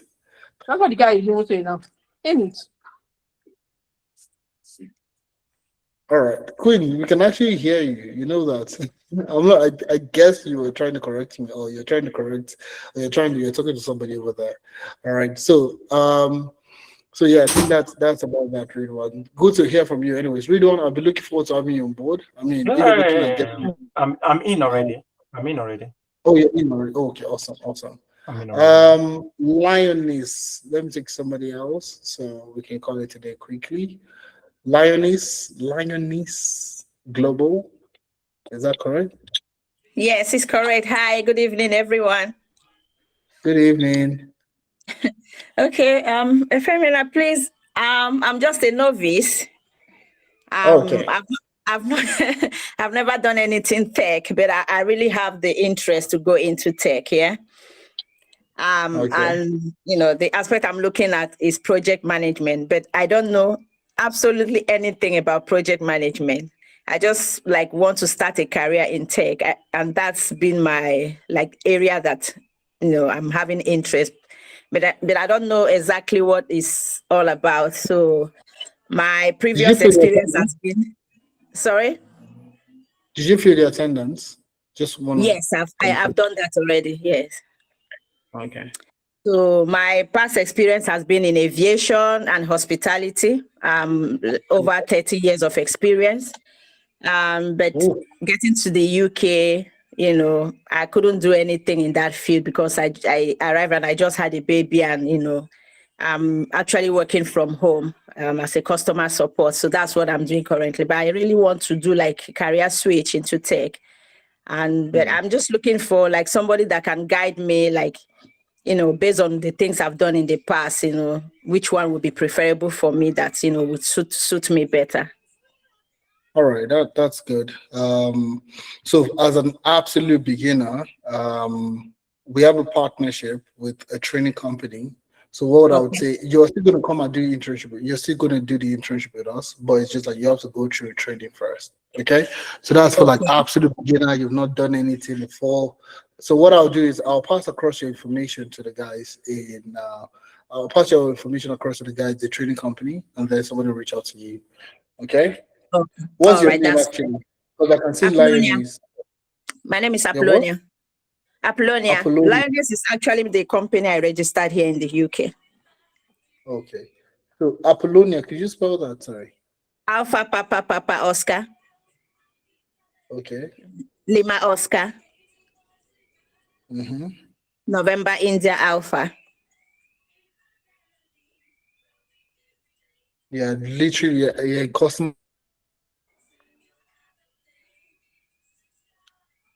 Hello. Hello.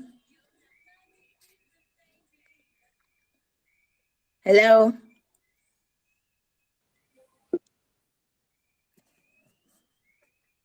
I said, hi, Femina. Sorry, the line went off briefly. Yes, I think that was me. I'm not sure what happened, but okay. Yes. You were saying something.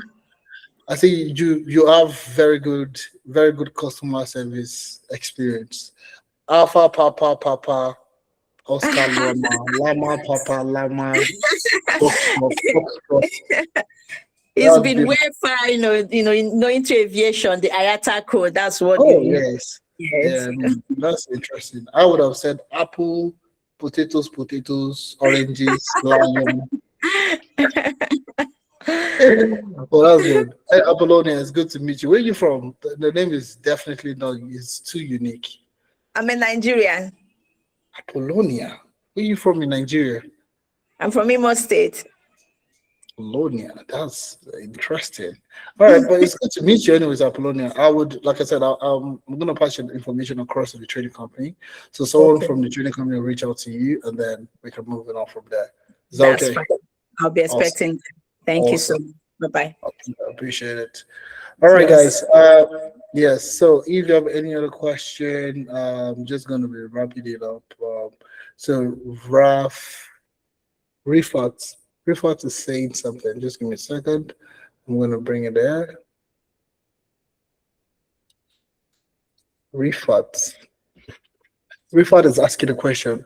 Can you please explain more about the internship? How would it be conducted? What kind of materials will we work on? Also, this is good. So the internship is going to be for 4 months. Okay, 4 months internship. Now, in this 4 months internship, you will get to work on 5 to 6 projects.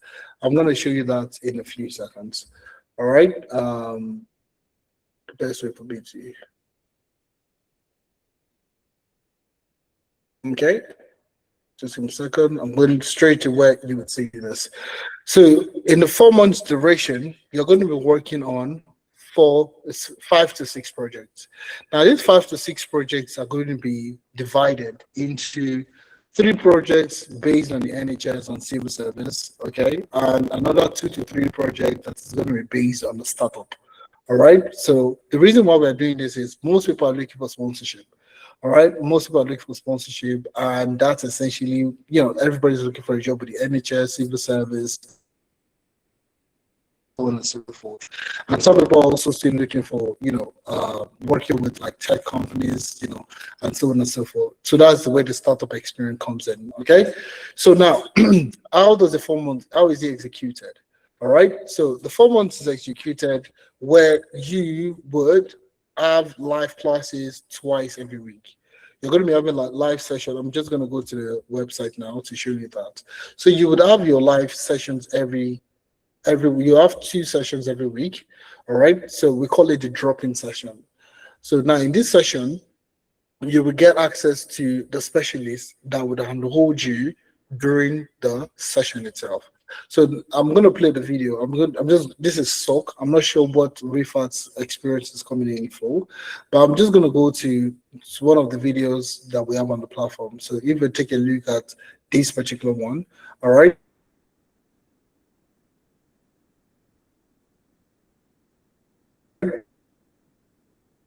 Record on Friday, 2 hours on Monday and 2 hours on Friday, and that's all for the week.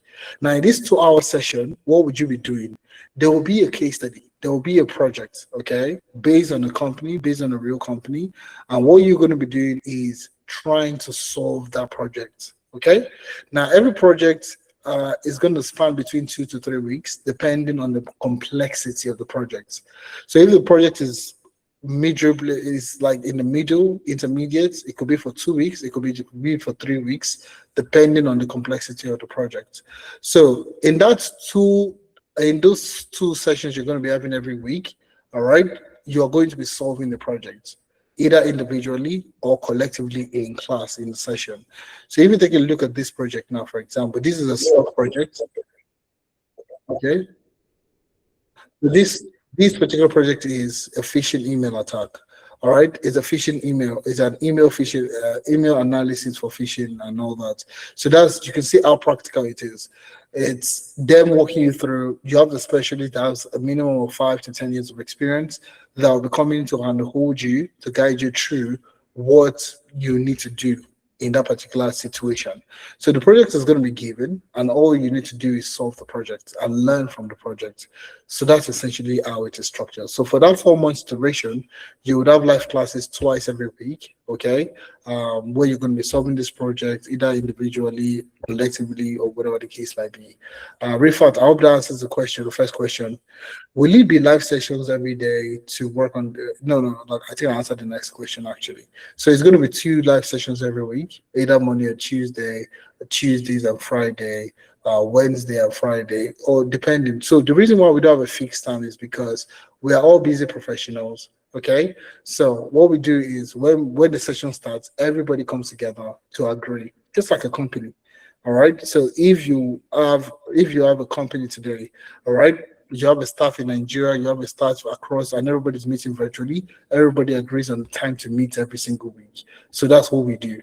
So you agree on the time to meet, and that's what you meet. That's the time you meet, from the start of the session to the end of the session. Now, in every live class, like I said earlier, the sessions are recorded. You get access to the recording. You have lifetime access to the recording. So even if you miss a session because of one situation or the other, you will have the session recorded. All right, you would have the session recorded. So all you need to do is click on play, all right, and you see the practical session. All right, so these are all practical sessions of what's happening in sessions. So now you see they're using Oracle VirtualBox, and you can see everything there. You can get access to your Kali Linux and so on and so forth. All right, you see everything is there. And you see the person is walking them through practically how to solve this project, how to solve the project. So some projects are going to be handheld, okay? So some projects we're going to hold your hand and guide you through from the start to the end. While some other projects, you would need to figure it out yourself, okay? But the specialist is still going to be there to sort of assist you and hold your hand and guide you and all the wonderful stuff. So I hope that answers the question. And how about the project how about the projects we work on? Will these be access to?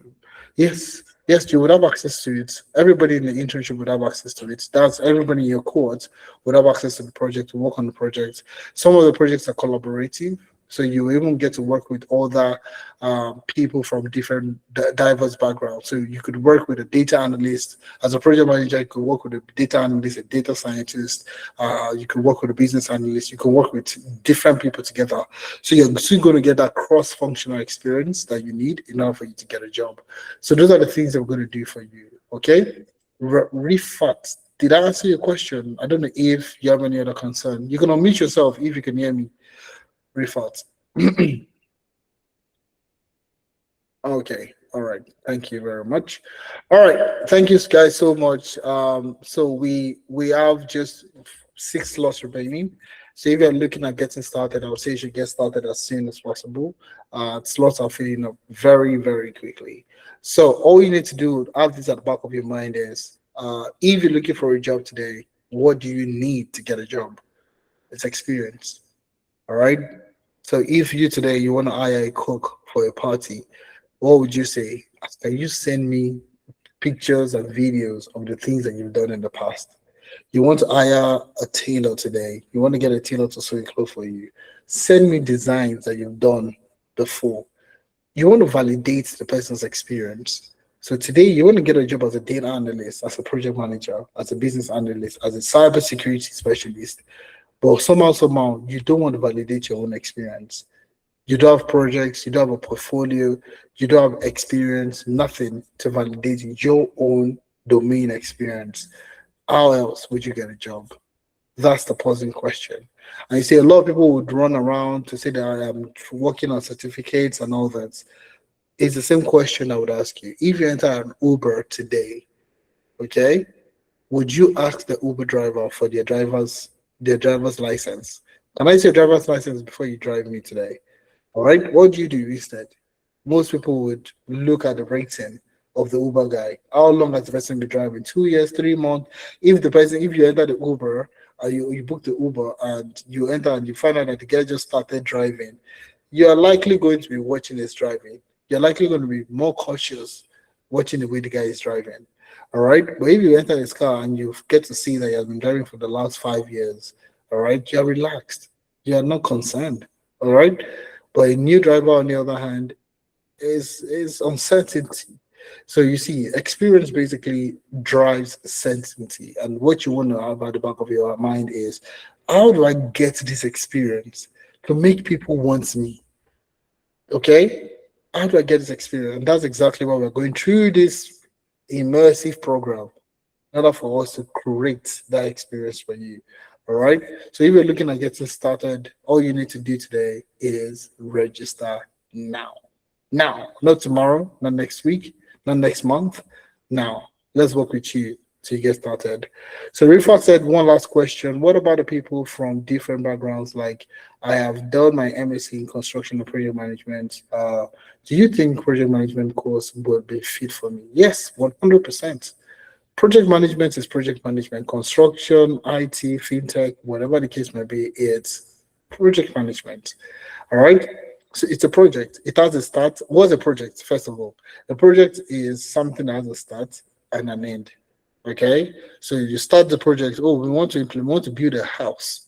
There's a start and there is an end. There are what are the other components of a project? You have resources, you have raw materials, you have human resources, you have all these things. You are coordinating everything together. So it could be a construction site, it could be an application, a mobile app. Okay, it could be anything. There's a budget, there is resources, there's restrictions, there are in scope, there's out of scope. There are so many things that you need to have at the back of your mind. So either you're doing it for projects or construction, or you're doing it for a mobile app, or you're doing it for a web app, or you're doing it for a hospital, or you're doing it for whatever the case may be. It is a project. So before, how did we deliver projects? Waterfall was what was popular. Okay, what was popular? So you build from start to the end, and then you start to collect feedback. But now it doesn't work that way. Most industries now are looking at implementing agile. I'm just working. So if you're saying construction, for example, we build a foundation. What do? You get feedback from who? From the surveyors, from the quantity, whatever they call themselves.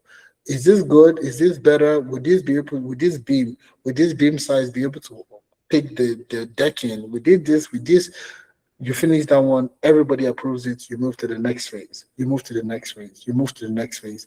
And that's why building outside the country is usually very slower. Okay, in Nigeria now, for example, everything together, waterfall, start to end, and then that's where you start to get issues here and there. But long story short, so most of these industries, especially in construction or in mobile app, agile is what people are working with, or what we call Wagile. So Wagile is an hybrid between waterfall and agile combined together. That's what we call it, Wagile. All right, there's a Kanban, there's Prince2. These are all different frameworks that you can work with. So project management is for you. Rifat. You don't need to think too much about it. All right? It's the same thing. So give me a thumbs up, Rifat, if that answers your question. So long story short, guys, we want to work with you, and the guarantee is here simple. You must get a job. All this fancy experience thing, the whole thing there is for you to get a job. All right? So what we're telling you today is you will get a job. So you see this work experience, it helps you get a job faster.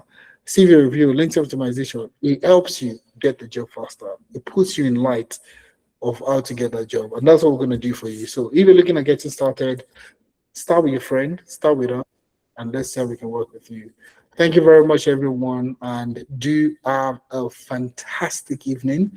And if you want to book a session with us, please, as long as you fill the attendance, you will get a link for you to book a one-on-one session with myself and members of my team also. So looking forward to having you on board. Thank you very much, and do have a good, great evening. Bye for now, guys. Thank you so much, guys. All right.